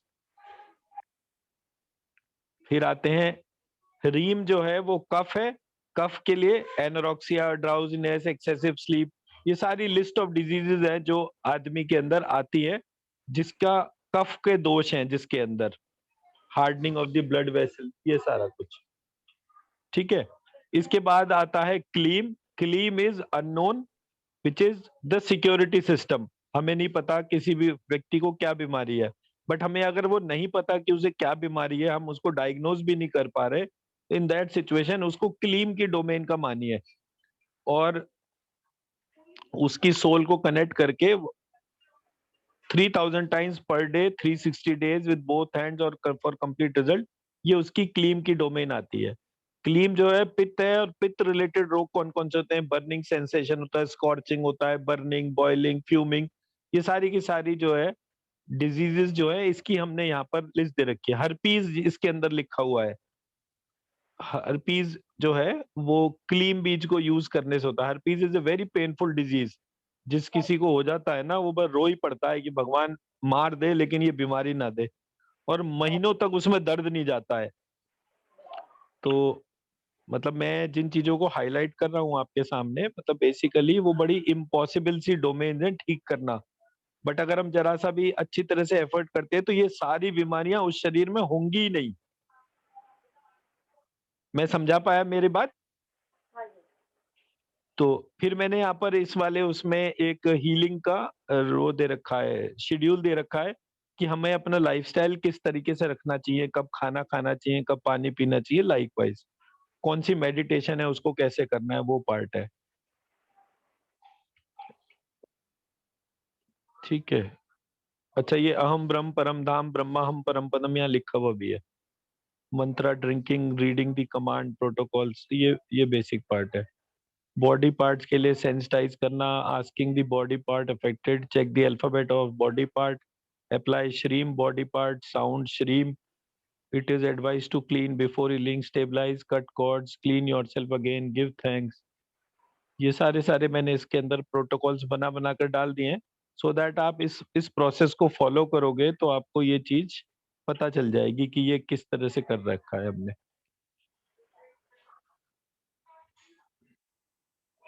हाँ, अब एक ये ना, इसमें मैंने यहाँ पर इस जगह ये कमांड लिखी है, ये प्रिंट आउट आप देखिए जरा।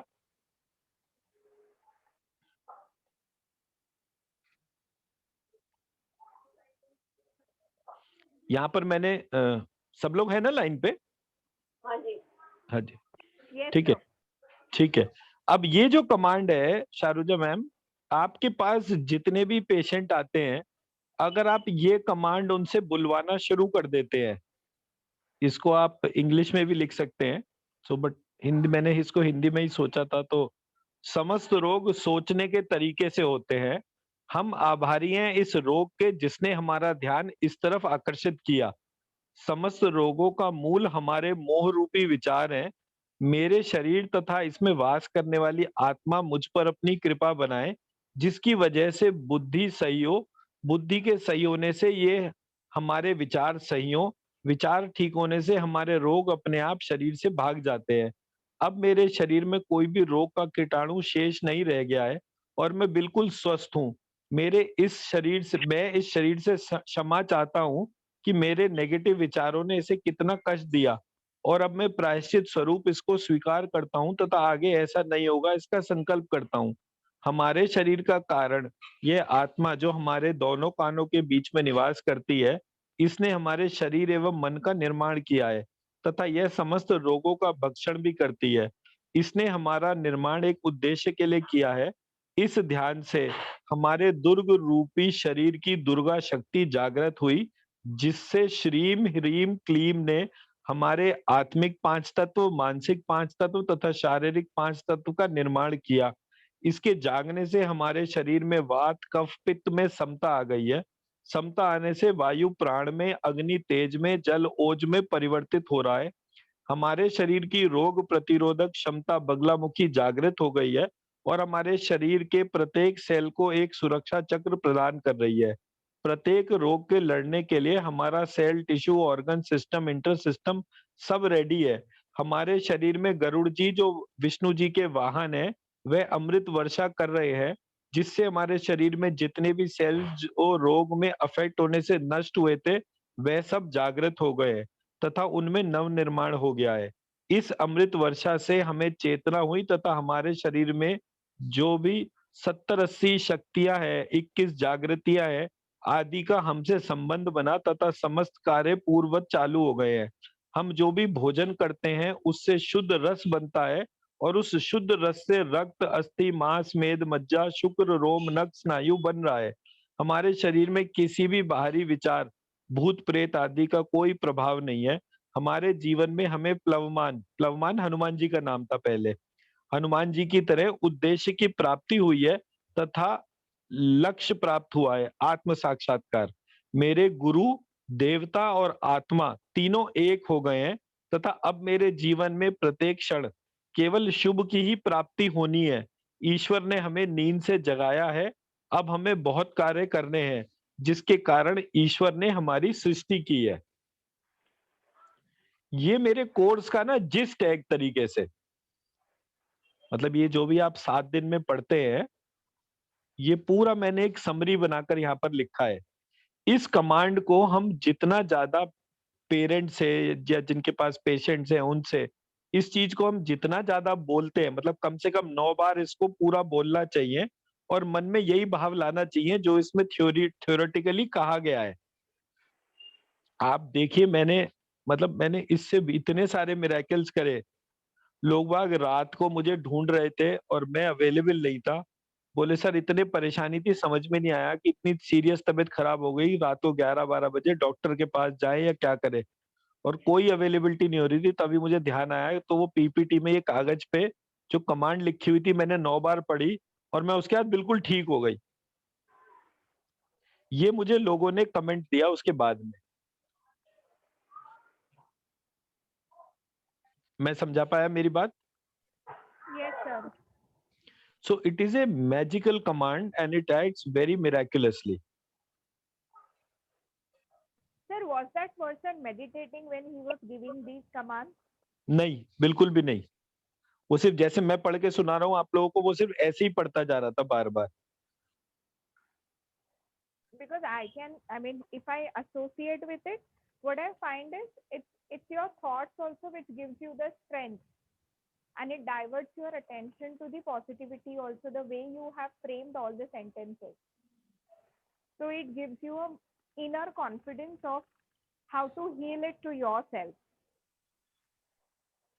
अच्छा देखिए, ये तो एक पार्ट हो गया, philosophically you can be right, but आप थोड़ी देर के लिए ऐसे मानकर चलो कि मैं जो भी कुछ बोलता हूँ तो इसको कैसे होता है, जैसे आपके पास में ना कोई कुत्ता खड़ा हो तो आप ना एकदम से इशारा करो और शू बोलो बहुत जोर से, तो वो कुत्ता एक तरफ को भागना शुरू कर देगा एक ही डायरेक्शन में। ऐसे ही होता है ना? Yes, sir. अब आप उसी तरह से मानो कि आप जो भी कुछ बोलते हो, कहीं ना कहीं आपके ब्रेन के अंदर कोई ऐसी एंटिटी है जो जो आप बोल रहे हो उसको सुन रही है और वैसे काम करती है। तो जैसे आप कोई म्यूजिक कॉम्पोजिशन वाले हो और आप पियानो आपके सामने रखा हो और आप म्यूजिक मन में सोचते जाओ और पियानो पे अपनी उंगली चलाते जाओ, तो जैसे जैसे आप सोचते जा रहे हो वैसे वैसे आपकी फिंगर चलना शुरू हो जाती है। तो वो धुन जो है वो उसको फंक्शनली आप होते हुए देखते हो।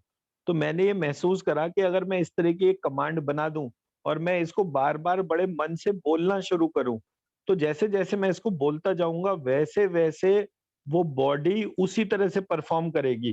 क्योंकि यहाँ पर मैं उन सब चीजों को वापस इन्वोक कर रहा हूँ एक तरह से। मंत्र का काम भी यही होता है। मैं समझा पाया मेरी बात? I got it, sir. Yes, sir. Yes, sir. तो जब जब मैं कोई चीज बोलूंगा, चीजें तो वैसे ही होंगी ना जैसे मैं बोल रहा हूँ, क्योंकि मेरे अंदर, मेरी इस बॉडी के अंदर एक मैकेनिज्म है जो इसको सुन रहा है जो भी मैं कुछ बोल रहा हूँ। I just have to connect the two and the action starts happening. अब हर एक के लिए Correct, संस्कृत correct. पढ़ना भी आसान नहीं है, संस्कृत पढ़ भी लो तो उसे समझ में नहीं आती। तो मैंने कहा क्यों ना कमांड ऐसी बना दी जाए कि अगर संस्कृत नहीं भी आती तो मैं कहता हूँ संस्कृत जानने से अगर 1 लाख काम होते हैं तो ना जानने से कम 10,000 तो हो जाए। इसलिए इसको इस तरह से लिख दिया। Correct, correct. ठीक है ना, तो ये कमांड जो है इसके जो वेरिएंट्स के तौर पे ये मैंने यहाँ पर लिखा था। अच्छा, फिर इसमें जो I got it. ठीक है, फिर इसमें एक और पार्ट जो है वो ये है, हमने ना बीज मंत्रों के तौर पे जब देखा तो हमने सबसे बड़ा फर्क क्या नोटिस करा कि ये इमेज देखिए आप ध्यान से, हमारे को जहां जो भी 5 एलिमेंट सिस्टम पढ़ाए गए वो भी गलत तरह से पढ़ाए गए। हमारा सबसे पहला एलिमेंट है वो है स्काई, वो किस में है? थंब में। Thumb. ठीक, दूसरा एलिमेंट है एयर, वो है सबसे छोटी वाली उंगली में। तीसरा है फायर, वो है रिंग फिंगर में। चौथा है वाटर, मध्यमा जिसको उंगली कहते हैं। और पांचवा है earth which is the index finger. तो ये आपस में सारे कनेक्टेड हैं। अब आप अपने अंगूठे को जो है सबसे छोटी वाली फिंगर पे रखेंगे तो स्काई एयर फायर वाटर अर्थ, स्काई एयर फायर वाटर अर्थ, ऐसे करके ये होता रहेगा। इस तरह से आपको कहीं भी लिखा हुआ नहीं मिलेगा जैसे मैंने करा। और इसमें आप जिन जिन फिंगर को जिस पॉइंट से भी कनेक्ट करते हैं आप उसकी पावर फील कर सकते हैं। तो मैंने इसी पार्ट को बीज मंत्रों से कनेक्ट करके और वो बीज मंत्र को बार बार फील करना, तो आपके हाथ में जो बीज मंत्र हैं वो कहाँ कहाँ कौन से कैसे हैं, श्रीम ह्रीम क्लीम व्री अंची, ये 5 आपके हाथों में हो गए। ऐसी अगर आप पैरों के अंगूठे में लेकर चलेंगे तो श्रीम ह्रीम क्लीम व्री अंची। तो आप अपने कहीं भी आप बैठ जाइए, लेट जाइए और उसके बाद अपने हाथों में ये बीज मंत्र इसी ऑर्डर में फील करिए, हाथ और पैरों में। आपको लगेगा आपके चारों तरफ से बॉडी के अंदर एनर्जी बढ़ रही है। मैं समझा पाया मेरा पॉइंट? Yes, sir. बोलना हाँ, कैसे है? मतलब इसको मनी मन बोल लीजिए ना। नहीं यानी मतलब ये आप दोनों हाथों के अंगूठे, दोनों पैरों के अंगूठे श्रीम से जागृत हो। अरे जो सबसे छोटी उंगली है दोनों हाथों की, दोनों पैरों की, रीम से जागृत हो। उसके बाद जो मेरी रिंग फिंगर है उसमें दोनों पैर, दोनों हाथों की जो रिंग फिंगर है उसमें क्लीम बीज जागृत हो। तो ऐसे करके आप 1 to 5 इसको इन्वोक करना शुरू करिए और फील करिए कि ये बीज इन हाथ पैरों की उंगलियों में जागृत हो गए। अब उससे अपने शरीर के अंदर एनर्जी के फ्लो को अंदर आते हुए महसूस करें। तो ये अगेन एक बहुत इंपॉर्टेंट सा वो था। अब जैसे श्रीम है तो आप अपने चक्रा को मेजर करिए, उसकी एनर्जी को मेजर करिए। ये श्रीम जो रेड कलर के पेन से लिखा है इससे एनर्जी उठाइए और उस जगह प्लेस करिए और फिर से अपने उस चक्रा को मेजर करिए और अपनी ऑब्जर्वेशन को डॉक्यूमेंट कर लीजिए। आपको पता चलना शुरू हो जाएगा कि आपके चक्रा के बड़े या छोटे होने में कहां पर किस तरह से इस बीज मंत्र का रोल प्ले है। तो ये पार्ट जो है, अच्छा ये डुप्लीकेशन हो गया इसका। एक हम सब लोगों को सजेस्ट करते हैं दशांश प्रिंसिपल। दशांश प्रिंसिपल में हमने एक जगह पढ़ा कि लक्ष्मी जी के 5 बच्चे हैं। सबसे बड़ा बच्चा है धर्म, फिर राजा, बनिया, चोर और अग्नि। तो जब पहले बच्चा यानी धर्म का अनादर होता है तो बाकी 4 जो हैं राजा, बनिया, चोर और अग्नि मिलकर उस व्यक्ति का नाश कर देते हैं। तो जब भी आप देखें कि कोई व्यक्ति एडमिनिस्ट्रेशन की वजह से या बहुत ज्यादा ब्याज बट्टे की वजह से या उसका पैसा चोरी हो जाए या घर में आग लग जाए तो आप समझ लीजिए कि वो दशांश प्रिंसिपल जो है उसको फॉलो नहीं कर रहा। दशांश प्रिंसिपल का मतलब यह है कि अगर आप 100 रुपए कमाते हैं तो 100 रुपए में से 10 रुपए आपको लोगों को भोजन कराने में खर्च करने चाहिए। अब भोजन किसको कराना है? चिड़ियाओं को, चींटियों को, कुत्ते, गाय या मजदूर या ब्राह्मण, ऐसे करके किसी को भी वो पैसा जो है वो देकर उसको करना चाहिए। जिनको इस बात का विश्वास नहीं है उनके लिए मैंने लास्ट ईयर फोर्ब्स का जो है लिस्ट देखा था। तो the richest people on earth are not immune to the coronavirus as the pandemic tightened its grip on Europe and America. Global equity markets imploded, tanking many fortunes. As of March 18, when we finalized this list, Forbes counted 2095 billionaires, 58 fewer than a year ago, and 226 fewer than just 12 days. Earlier, when we initially circulated these net worths of the billionaires, who remain 51% are poorer than they were last year. In raw terms, the world's billionaires are worth $8 trillion, down by 700 billion from 2019. So कहने का मकसद ये है कि $700 $8 trillion के हिसाब से almost जो है उसका जो परसेंटेज है वो उतना ही बैठा ना, 10% के अराउंड 8-9% बैठता है। तो मेरे कहने का मकसद ये है कि फोर्ब्स ये बता रही है कि ये बिलियनियर जो हैं इनका भी दशांश घट गया, और उसमें से कितने सारे बिलियनियर तो ऐसे हैं, 200 के करीब बिलियनियर ऐसे हैं जो निमट ही गए पूरे के पूरे। तो ये पॉइंट ध्यान रखने के लिए है कि हमें दशांश जरूर करना है। अगर हम दशांश कर रहे हैं, मंत्रों का चैंटिंग कर रहे हैं, तो हमारा काम बनता ही जाएगा। मैं समझा पाया मेरा पॉइंट? तो जितना जरूरी मंत्र का लिखना है बिना ब्रेक बिना उसके, उतना ही जरूरी जो है इस पूरी प्रक्रिया से जो रोज का हम पैसा कमाते हैं उसको खिलाने में खर्च करना है। फिर then there are steps for meditation day 6 लब्धिकाग्र विद गायत्री मंत्र मृत्युंजय मंत्र, ये सब उसमें हो गया। सो ब्रॉडली ये हमने जो है कल इसकी डिटेल करेंगे, बट मैंने आज जो है मैंने कहा चलो आज शारुजा मैम भी है, टाइम भी है, तो क्यों ना ऐसा कर लें कि हम मेन पार्ट को कवर कर लें आज।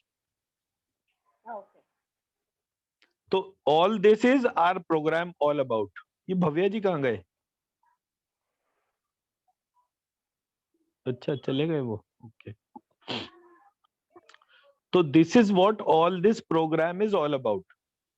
तो आज हमने जो है डे 4 और 5 को करा है, इसमें जो भी होमवर्क है उसको आप करिए, फिर हम कल इसको दोबारा रिपीट करेंगे। Okay. Sure, sir. ठीक है We ji. will write the answers for all the questions. हाँ, और आप देखिए कि मतलब ये बड़ा इंटरेस्टिंग सा पार्ट है कि आज हमने चक्रा भी कवर कर लिया और ये बीज मंत्रों के इसको भी कर लिया। तो इससे हमें ये पता चल रहा है कि कौन कौन सी बीमारियां होती हैं, बीमारियों का ओरिजिन कौन कौन से चक्रा से कनेक्टेड होता है, और उसको हील करने के लिए कौन से बीज मंत्र को कितनी बार लिखना है। और हम कोई किसी को कोई मैजिक वाला पार्ट नहीं कर रहे कि देखो जी मैं इधर से मंत्र फूकूंगा उधर से बच्चा बोलेगा, ये कोई पार्ट नहीं है। बड़ा लॉजिकल सा अप्रोच है, एनर्जी को धीरे धीरे बढ़ाना है और इस लेवल पर लेकर जाना है कि जहां से बॉडी फंक्शनिंग कंफर्टेबल हो सके। तो उसकी साइकिल 1 साल तक चलेगी। पैरेलली व्यक्ति को दशांश प्रिंसिपल फॉलो करना चाहिए, ताकि वो जितना पैसा कमा रहा है उसका दशांश उस महीने के तौर पे खर्च कर रहा है, तो उसकी जो इनकम है वो पवित्र है। अब ऐसे सोचो ना कि किसी के घर में कोई बच्चा जो है जिसकी हेल्थ खराब है, it is a big punishment to the person. ऐसा थोड़ी है कि वो पनिशमेंट नहीं है, कितना बड़ा पनिशमेंट है कि किसी के बच्चे की तबीयत खराब हो जाए। तो इतना बड़ा पनिशमेंट क्यों मिल रहा है? क्योंकि कहीं ना कहीं कोई काम तो गलत करा होगा ना। तो उस गलत काम की रेमेडी कैसे है? अपना दशांश खर्च करे, चींटियों को, कुत्ते को, गाय को, मनुष्य को, ब्राह्मणों को, मजदूरों को, इनको भोजन कराए। किसी संस्था को दान देने के लिए नहीं कह रहा हूं मैं, उसको सिर्फ उन सभी प्राणियों को भोजन कराना है। और इस बात को, और जब भोजन कराता है ना आदमी, तो अपने अलावा किसी और को भी गिनता है, अदरवाइज तो भागता ही रहता है। खासतौर पे बंबई वगैरह में आप देखो, वहां तो आदमी भागे ही जा रहा है, कहीं रुकता ही नहीं है, उसके ब्रेक ही नहीं लगते। स्टेशन पे कौन नीचे मर गया, कौन पैर के नीचे कुचल गया, ये भी नहीं पता चलता, बस भागना ही भागना है। तो वो जो भागना है वो कभी ना कभी रुके। तो जब कोई नहीं रुका तो भगवान ने कहा लो मैं कोरोना को भेज रहा हूँ, अभी सभी रुक जाएगा। वो जो पानी के जहाज समुद्र में रोज गंदगी फैलाते थे, महीनों के लिए क्या सालों के लिए एक किनारे पे खड़े कर दिए गए। तो वो पूरा पार्ट जो है इसी तरीके से होता है। तो इसलिए जो है